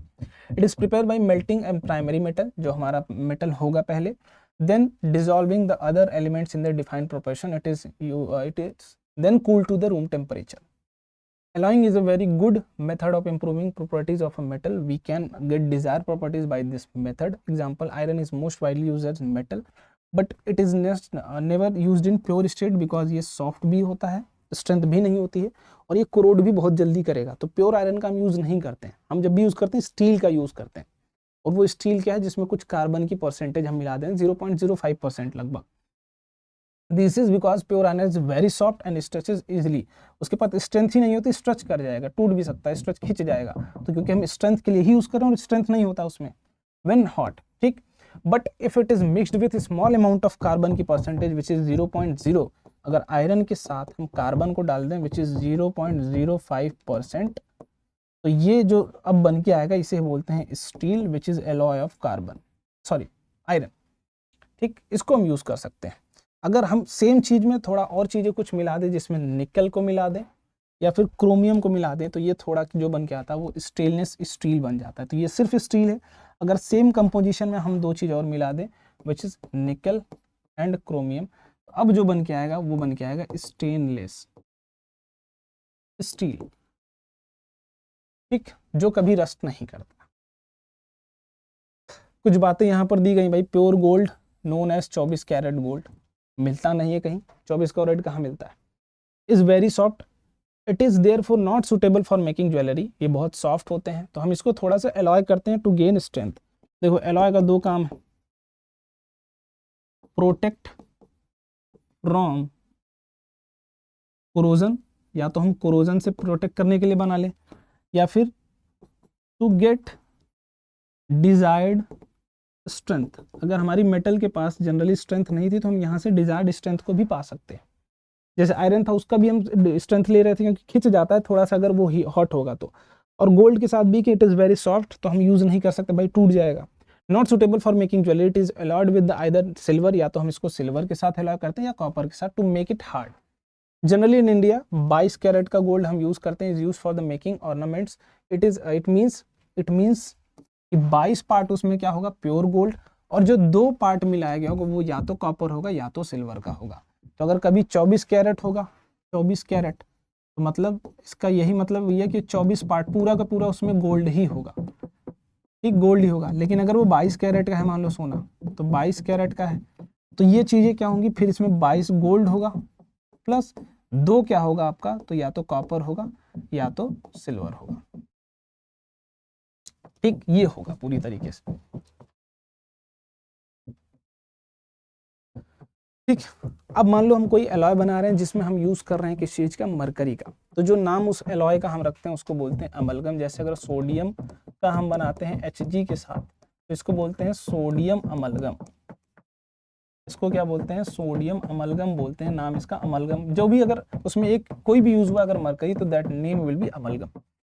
ठीक, अब कुछ यहाँ पर सोल्डर वगैरह के बारे में दिया गया इन्फॉर्मेशन एक बार देख लेना और यहाँ तक हो जाती है पूरी चर्चा खत्म। अब बेसिक बेसिक थोड़ा सा आपका काम क्या है कि कुछ आप जितने भी कुछ बेसिक बेसिक एलॉय है, ठीक है, वो एलॉय जैसे कुछ जैसे स्टील की जो कंपोजिशन है वो एक बार देख लेना, एक बार स्टेनलेस स्टील की जो कंपोजिशन है, ठीक, और एक बार हम जो सोल्डर यूज करते हैं वो किससे मिलके बना है, ठीक, एक बार जो ब्रास है वो किससे मिलके बना है, ठीक, और बस इतना, एक बार एलॉय के बारे में इतनी जानकारी अगर आप ले लेते हो तो काम खत्म हो जाता है। और यहाँ तक इस चैप्टर की जितनी बेसिक थ्योरी बेसिक कॉन्सेप्ट्स वो हो जाते हैं खत्म। अब इसके बाद जो मैं कराने वाला हूँ वो क्या कराऊंगा उसको देखो। अब इस सेशन के बाद अभी कुछ दिनों बाद हम क्या करेंगे, टोटल इस पूरे चैप्टर से जितने भी टॉप 20 क्वेश्चंस होंगे, जितने भी टॉप 20 क्वेश्चंस जो कि हो सकता है मोस्ट एक्सपेक्ट, हो सकता है क्या है पूरी तरीके से एनालिसिस के बाद मोस्ट एक्सपेक्टेड होंगे, जिसमें क्या क्या चीजें बेस्ड हो सकती हैं भाई, ये आपकी कॉम्पिटेंसी बेस्ड क्वेश्चंस भी होंगे जिसमें 60%, क्योंकि competency based questions it means हर एक क्वेश्चन के बाद अगला क्वेश्चन कॉम्पिटेंसी ही आपको मिलने वाला है, तो कॉम्पिटेंसी बेस्ड भी होंगे और कुछ नॉर्मल क्वेश्चंस भी हम करेंगे। दोनों चीजें, नॉर्मल क्वेश्चंस जो आपकी पूरी अच्छे तरीके से जो आपकी बोर्ड की प्रिपरेशन है ना इस चैप्टर से रिगार्डिंग वो 100% कंप्लीट करा देगा। बट उससे पहले तब तक, जब तक समय है, जब तक उस चैप्टर की लिस्ट नहीं आ रही है, जब तक टाइम नहीं आ रहा, तब तक आप छोटा सा काम कर लो। ये लेक्चर आप देख ही चुके हो पूरा। अब इसके बाद अच्छे तरीके से बस एनसीईआरटी पढ़ लो, उसके एग्जाम्पल्स लगा जाओ, इन टेक्स्ट क्वेश्चंस कर जाओ, एक्टिविटी जो उसकी उसको समझ जाओ। बस इतना अगर तुम कर ले रहे हो तो तुम्हारा काम पूरी तरीके से हो चुका है कंप्लीट। ठीक है, चलिए तो मिलते हैं अगले सेशन में। बाय बाय, जय हिंद।